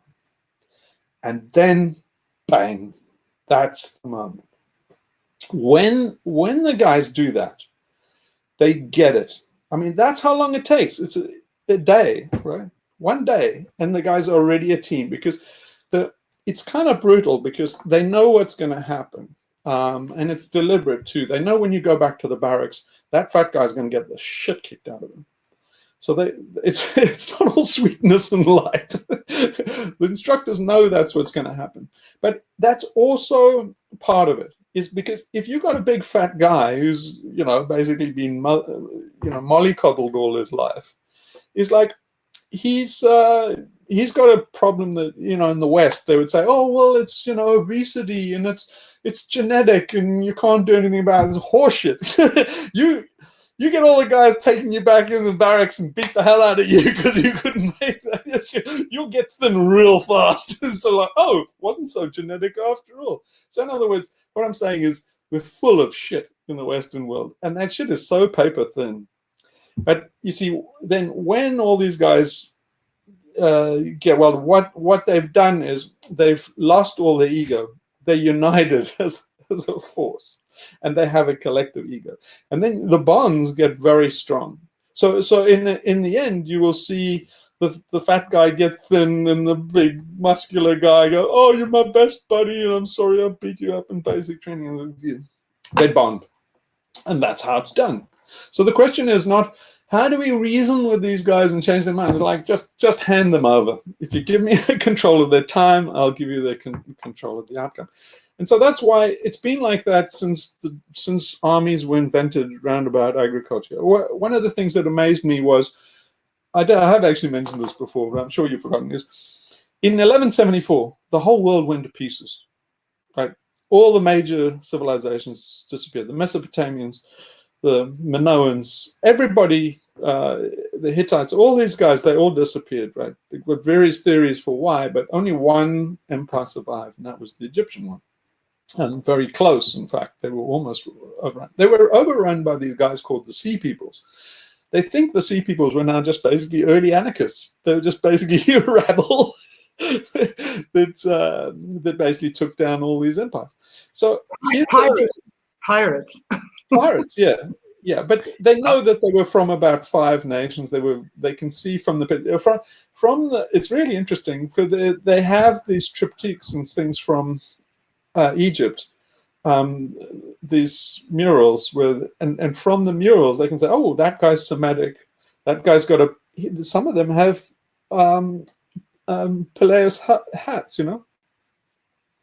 Peleus from French Revolution.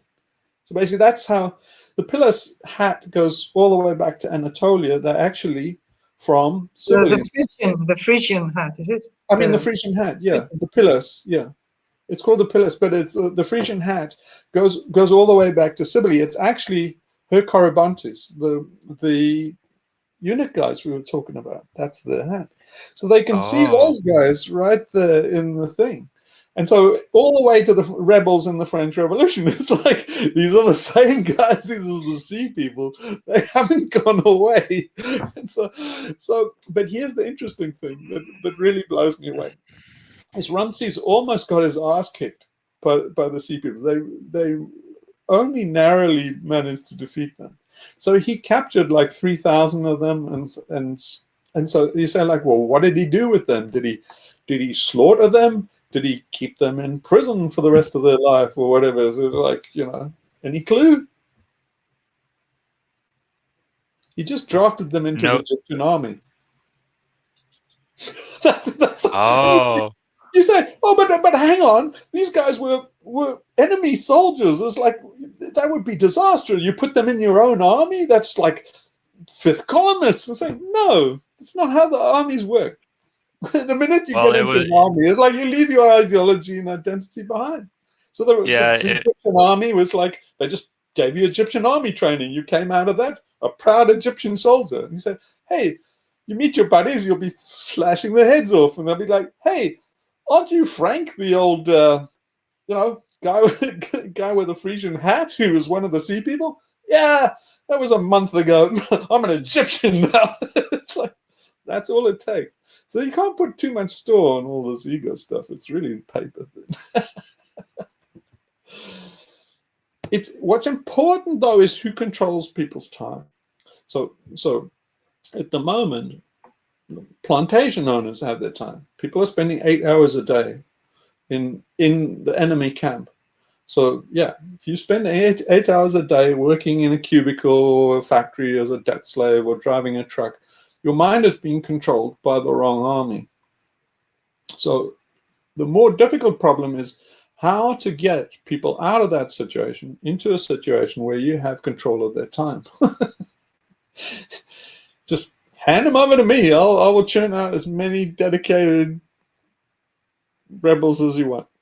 Just and And it's even more than the 8-hour work shift, because they go home and switch on the tube, and the capitalists are still having their time. So it's like, Yeah. you gotta, you kind of have to break away from that. And when you get home, don't interface with the market system and the media and all that, and kind of do your own thing. Yeah. Yeah, you can actually capture their minds in situ. So particularly with a cult, the real tipping point is when you get them to break loyalty with the system. So the bigger problem that XR has today is that everybody's loyal to the system. The mere fact, you see, it's completely counterproductive to take people down and do marches and things like that. It's why it's counterproductive is you reinforcing the system. You're actually doing very bad psychology, because while people are marching and protesting to government, you're actually subtly acknowledging the government's authority. So you are in essence saying, I'm a petitioner of the government. In other words, accepting that I'm an underling, I'm more childlike, I'm more infantile, you're the boss, and you're in control. And Yeah, so, it's engaging in the symbolic system that they have full control over. Yeah. Yeah, it's giving it legitimacy when you're playing their game. Yeah. but It'd probably scare the shit out of them if XR just went dark. yeah, no, I've often said that is what they should do if they really wanted to scare the shit out of the system and really have good effect, is when Priti Patel and stuff, actually, it's not too late to provoke it. So it's not too late for some hardcore, let's say, rebels to go and do a few actions and slap a big XR symbol on it, and force the rest of the people into radicalization. So they will go, meh, meh, meh, that wasn't us. And you say, like, mm-mm. You see, what the guys should do, the leadership in XR should actually try and provoke a situation where the government declares them terrorists. At which point they should really embrace it and say, okay, you want us to be terrorists? Right, you've got it. We weren't going to be terrorists before. We were absolutely committed to nonviolence, but you fucked it up. You broke the contract. You want us to be terrorists? Now we're fucking terrorists, and it's you that did it. Bang. And then they go underground. That would send shockwaves through the system. But it's kind of an advanced stage to get to, because everybody still has loyalty to the system. But Yeah, that's the kind of move you can do if you can get people to break loyalty to the system. yeah, especially with that stuff that happened back in January, if XR went underground, started doing stuff like that, that'd probably, because you could see all the people in the government were shitting their pants. You're going to have to go for the kryptonite. You know what I'm talking about with the kryptonite is there is no way to avoid it. The longer Yep. you refrain from the kryptonite, the more damage, the more violence you're causing. Now, it's counterintuitive, because you think, well, if we don't resort to violence, then basically the other side will be nice. No. Basically, the delay. Just think in terms of the population. If we're heading for a brick wall in terms of population and habitat and stuff, the sooner we accelerate the end of this system and the global industrial system, the more lives you're saving, the more pain you're avoiding, the more chance the survivors have of squeezing through. So being nice in a desperate situation is just like Chamberlain being an appeaser in terms of Hitler. You're just costing out. Look at Chamberlain. Chamberlain's a criminal. Chamberlain's a fuck. If I would like to kick Chamberlain in the fucking balls. I'd like to exhume him and just fucking pour vitriol on his, piss on his fucking skull. And the reason is because he was weak. He caused so much damage. In essence, I would go this far. If you're Jewish, don't moan about the Holocaust to Hitler. Chamberlain caused the Holocaust. So why? Because when Hitler was just flexing his muscles, they went into the Sudetenland, which they were not allowed to do because of the Treaty of Versailles. So Hitler was challenging them and seeing how determined France and Britain were. And it turned out they were fucking measly, weak, yellow-bellied cowards. So when the German forces went into the Sudetenland and broke the Treaty of Versailles, basically that was them tearing up the Treaty of Versailles. The French could have just moved in there and swept them out of there. Just fucking Hitler would have been out of office in a minute.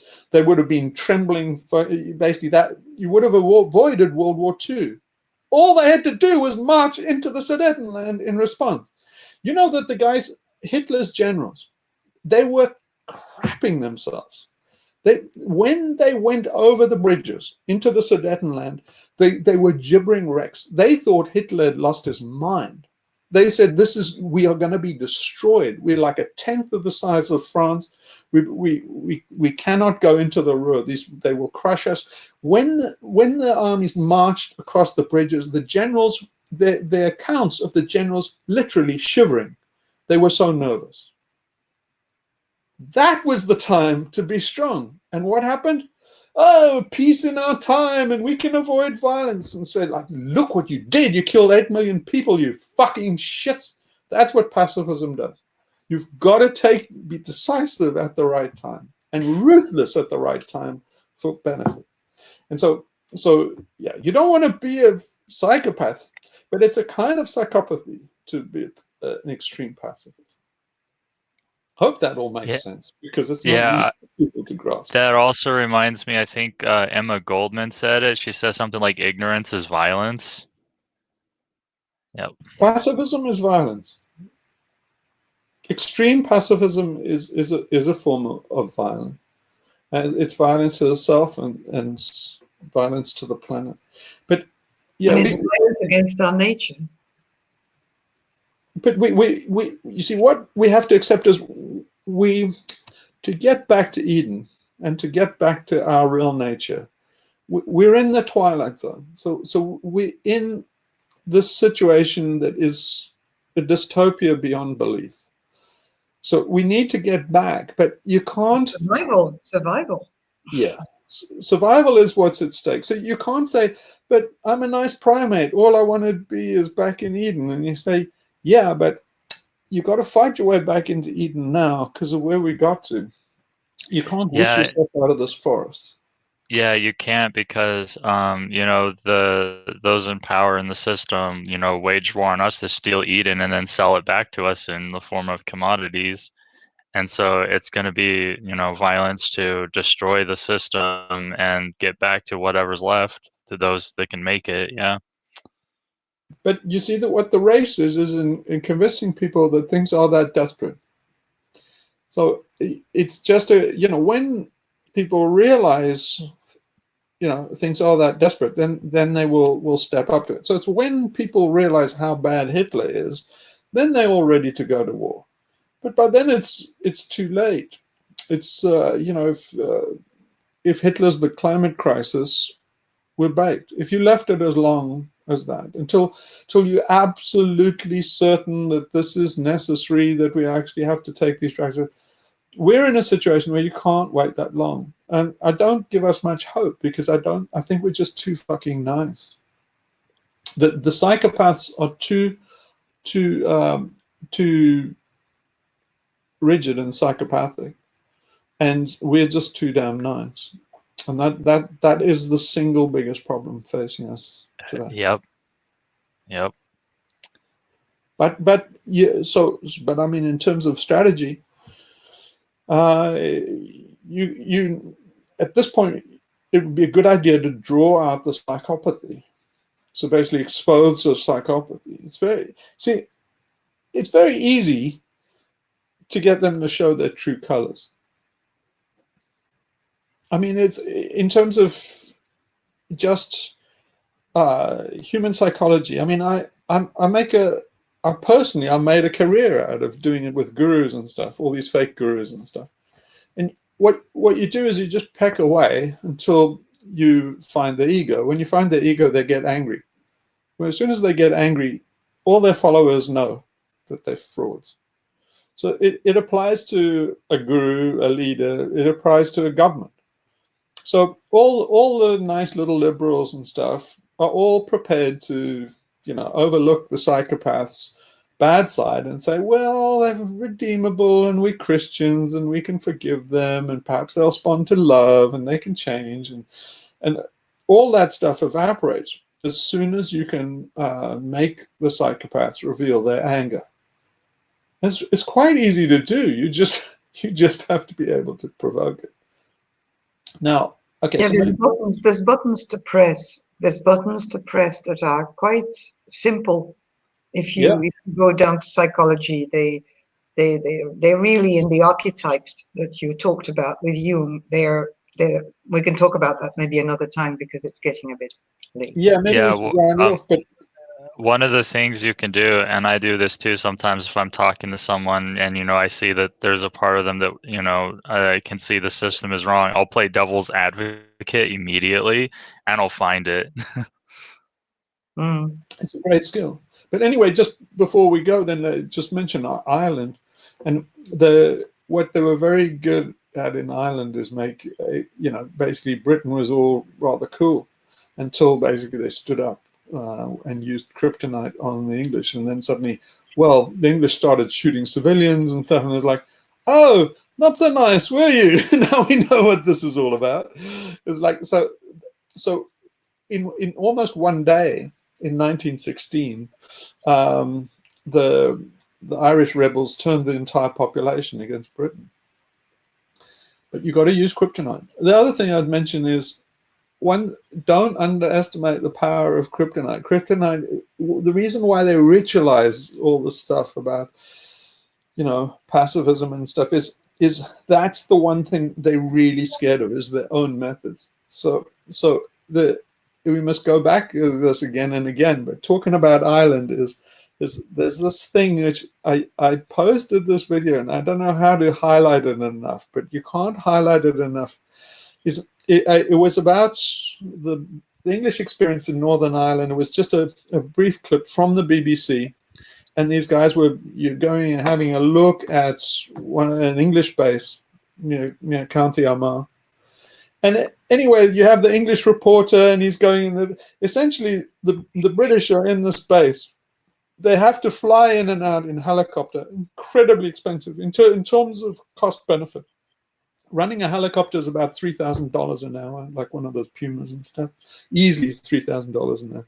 So ferrying men and material and stuff in and out of a army camp like that is fucking break the back of the British Bank, and it was. So, but so here you see the barbed wire and all this thing and all the special forces and the guys and these in this thing, and somewhere in your mind, you're building up the idea that this is a besieged army. The British army is besieged in Northern Ireland, really, hanging on by their fingertips.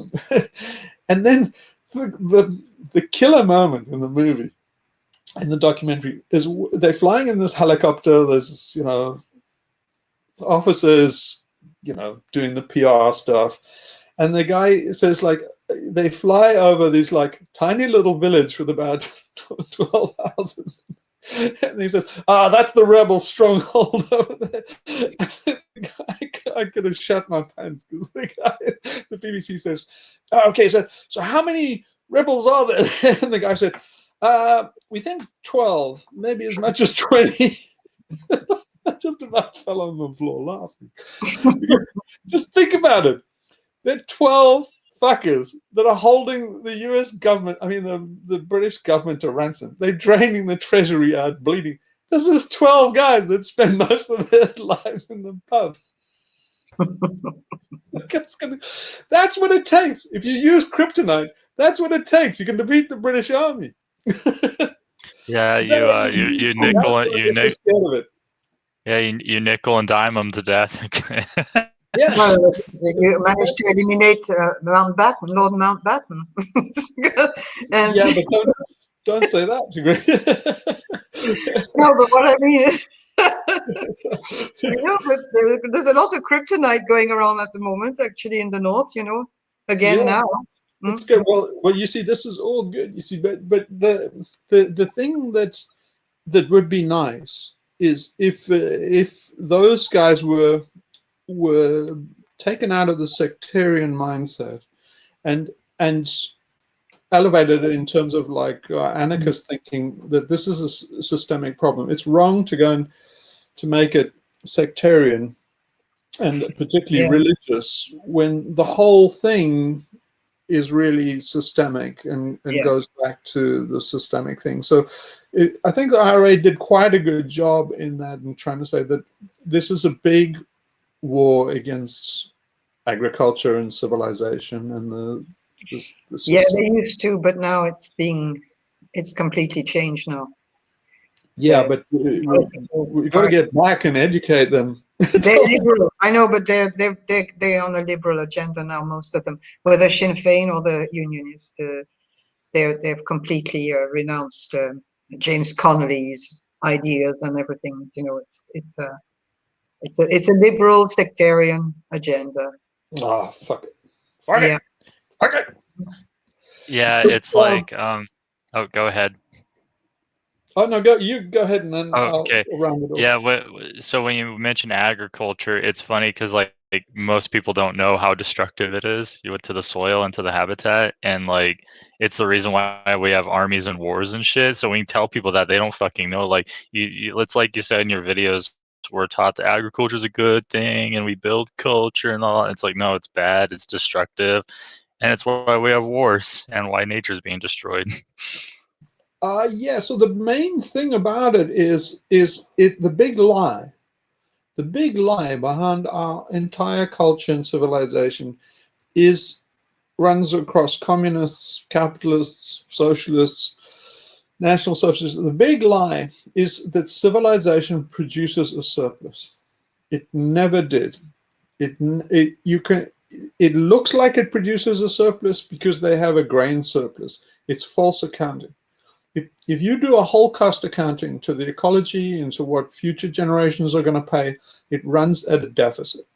And that's the big lie behind civilization. That's the dirty secret behind every fucking thing down to the last penny of interest you pay to the bank, is that they're getting away with it because they've bamboozled people into thinking there's a surplus, and it's not. It's just false accounting. So what nature is going to bring us to a whole cost accounting, and that's what we're heading for. So we cannot cook the books anymore. We've done 5,000 years of cooking the books, and we can't do it any longer because nature. We could always kick the can down the road. We could basically move the agricultural footprint, pretend that cities were green because we didn't look at their consumption and emission footprints and all of this stuff. We could always push it onto future generations, claim a technology dividend. Now all of that stuff is coming to an end because nature's saying, this is it. Now you're getting to the point where you need to pay the bill. And we say, but we can't. The future generations are supposed to do it. Tech's supposed to do it. And you say, well, tech isn't going to do it because people stopped getting worthwhile patents for anything years ago, and there are no more future generations. We're out. It's the end of the game. It's pay up. Now we need to pay the bill for this fucking party. Yeah, exactly. It's like, the lie of surplus. It's like we were in debt the minute we put the plow to soil because the complexity in ecosystems and the abundance of life and the ability to make a living in the ecosystem was completely destroyed because of that. Yeah. Well, yeah. What the main thing that stops people facing the truth is they don't want to accept how little we have, how little the, I don't want to say surplus in nature is, but how little we can sustainably take out of nature. So in other words, if you allow all the birds and the bees and the ecosystem and stuff around the fruit tree that you need to survive on as a chimp, the birds are going to take their pick, the bees are going to take their pick. There's not a lot left. There's like 2 peaches on a fucking fruit tree. Yep. So the fraud that we're doing is saying we're taking the whole fruit tree and it all goes to us. And basically, worse than that, we're saying we'll take the best get a huge profit out of it, Whole Foods Market, and the rest goes in the bin. And you say like, oh shit. Yeah, So the budget is 2 peaches, and you've taken the whole fucking lot. It's like, yeah, this is not going to end well. exactly. It kind of reminds me, back when I was more of a leftist, I read that bit in Marx where he talked about the metabolic rift between humans and nature, and it's like, thinking about it now, if humans take even 1 fucking inch more than nature produces, you're unsustainable. Yeah, but the margin for us to survive on is very little. We're talking like a couple of, antelope, a couple of buffalo out of the herd every now and again. If you look at it in terms of an intact ecosystem, in most global ecosystems, you're talking 1 person per square mile. It's that in a productive, wholesome habitat. So if you want to see how far we've overshot, is go and have a look how much arable land there is for 7.8 billion people at 1 kilometer. Yeah, because one of the things that's really cool I noticed is like humans are kind of a lot like wolves in a way. We're kind of pack hunting primates, and we sort of we need the equivalent territory for our pack or our tribe to survive in the ecosystem. But we don't just hunt the herds, we pick berries and stuff. So, but there's not enough ecology for everyone to do that now, unfortunately. Well, yeah, have a look at Britain. So 65 million people, that they can feed half the population at about 1 hectare per person. Now that's done with conventional agriculture. It's not sustainable. It just means they're borrowing from the future. We're talking about putting fertilizer down, using high-tech equipment, fossil fuels to plow it. That's not sustainable. So when the great famine comes, and Britain is completely cut off, Britons are going to have to find, 50% of them can't be fed. The rest, you have to have their nutritional input cut by half. Then they're still not sustainable. What? Come back into Ireland. Yeah, but even in Ireland, it's not sustainable, because where you have to go back to is like you would have to repopulate the forests. You would have to repopulate. Yeah. But in Ireland, there's enough for the moment. The population is so small in comparison to the soil that, it's not impossible to survive without the outside world on an island, as it is now. But the population is very small, so you could imagine a scenario where there would be no boats, no planes, no nothing, but you could still eat and pick and eventually kill enough to live. Yeah, but think of Britain. But not Britain. That's why I said let them not come into us again. It's like guys, there's a disaster coming of monumental proportions, and Britons are right in the crosshairs, thinking, "Oh, refugee problem. No, there's going to be hundreds of millions of refugees." And like, yeah, you assholes, not brown people. Yeah, and one of the things that's interesting about talking about all this stuff is like I bring that up, and then they're like, with the agriculture and stuff, like you're saying you have to live like animals. I'm like, what part of your brain is making a division between us and other animals? You'll be lucky to live like an animal. Exactly. Like it's literally like a privilege to not have to live with a phone. If you're living with a phone, you're a fucking slave. Yeah. We'll talk about Bitcoin then. Well, maybe we should end there. It's been a long Bitcoin. It's like Bitcoin, aka bullshit coin. Yeah. Yes. Bitcoin. Oh my god. But Bitcoin is another one of these placebos that are stopping people waking up. All right. Well, on that happy note, no hope left in this group, which I'm pleased to say. Job done. Job done. Abandon all hope, ye who enter here. Mike, be careful when you get up, because you could fall back there in the precipice. Oh yeah. I'll make sure to climb down. Thank you. I had to escape the city, and now Yeah. one way or the other. Exalted heights. Exalted heights. Kind of reminds me of a song of the Summer King. One will rise higher, one will see farther. His wing beats will part the storm. Yeah. Cool. Just be careful about the ground below. You got to watch out how far you got to Yeah, fall. well, Yeah, the ground below might be an inferno. Yeah, but all these Elon Musk type Icaruses are really going to like smack the ground hard, I think. Yeah, it's like from that movie Planet of the Humans. He said that like humanity is poised for a fall from an unimaginable height.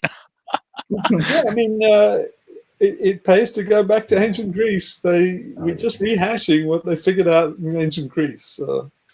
No, no big prizes for being smart in our generation. We just got stupid and stupid, and our brains are shrinking. We lost a tennis ball size of neural matter in the Yep. last 20,000 years. We're just dumbing down daily. Yeah, it's because our brains aren't making the map of our environment anymore. That's why we're supposed We to make. domesticated. Yeah, That's what that happens to domesticates. We have done the worst thing you can do to an animal, and we did it to ourselves. It's yeah, domesticated. it's like how even wolves have bigger brains than dogs. It's because they're making a map of their habitat. That's why like also predator animals like hunters have bigger because they have to make a more complex map than like herd animals like deer. Yeah. Yeah. So yeah, it's the fate of domesticates to get nothing good comes out of domestication, and their life experience is diminished, and ours is too. Yeah, Their exactly. joy, and the joy of living too. Yeah. The joy of living. That depression you feel is your brain saying, "I need the neurons back. Civilization's giving me a lobotomy. I can't experience joy with half my brain missing." It's true. It's fucking true. It's true. Don't have a look at the rat experiment where they have all these rats in skinner cages, and all the rats would dope themselves to death. They just gave them like an expansive rat world where they could, behave like rats, and they stopped taking drugs. Yeah, exactly. Yeah, it's being cut off from the world, and it's all replaced with this dead simulation. Yep. Yeah, I was Fight for the talking living world and not the dead world. That's the thing. Yeah, I was talking to Everybody's fighting for the dead world. Yeah, the symbolic. Yeah, I was talking to Sophie and Mike earlier before you got on. Before I came to your work, when I learned, came out my leftist phase and learned that Soviet Union, all that was destroying nature. My whole thing was like in my journey figuring out how do we not destroy nature. And then I read books like Dialectic of Enlightenment and then Baudrillard, Simulacra and Simulation, and that was when I concluded we're fucked because we're so divorced from our reality now and our culture. Yeah, it's a necroptasy. Necroptasy. So it's basically all those things, solar panels and machines and AI, they're dead things. And we made a fetish out of dead things. Yeah, and now on that, they're fighting for dead things. They're fighting for solar panels. They're fighting for geoengineering, and so they're fighting for more zombie dead technology. And you got to fight for life. You got to fight for life, not dead things. Yeah, it's like Lewis Mumford called cities necropolises. Oh yeah. Yeah, fucking necropolis. We live in the necropolis. Well, anyway, let's necropolis out and. All right. Sorry, I mischievously monkey brained you into more. No, that's great. Yeah. but I'll stop being mischievous and let you go now. Well, anyway, great to talk, everybody. Yeah, nice talk. Yeah, be safe out there. Yeah, Stay that's safe. nice. Okay. Get out in nature.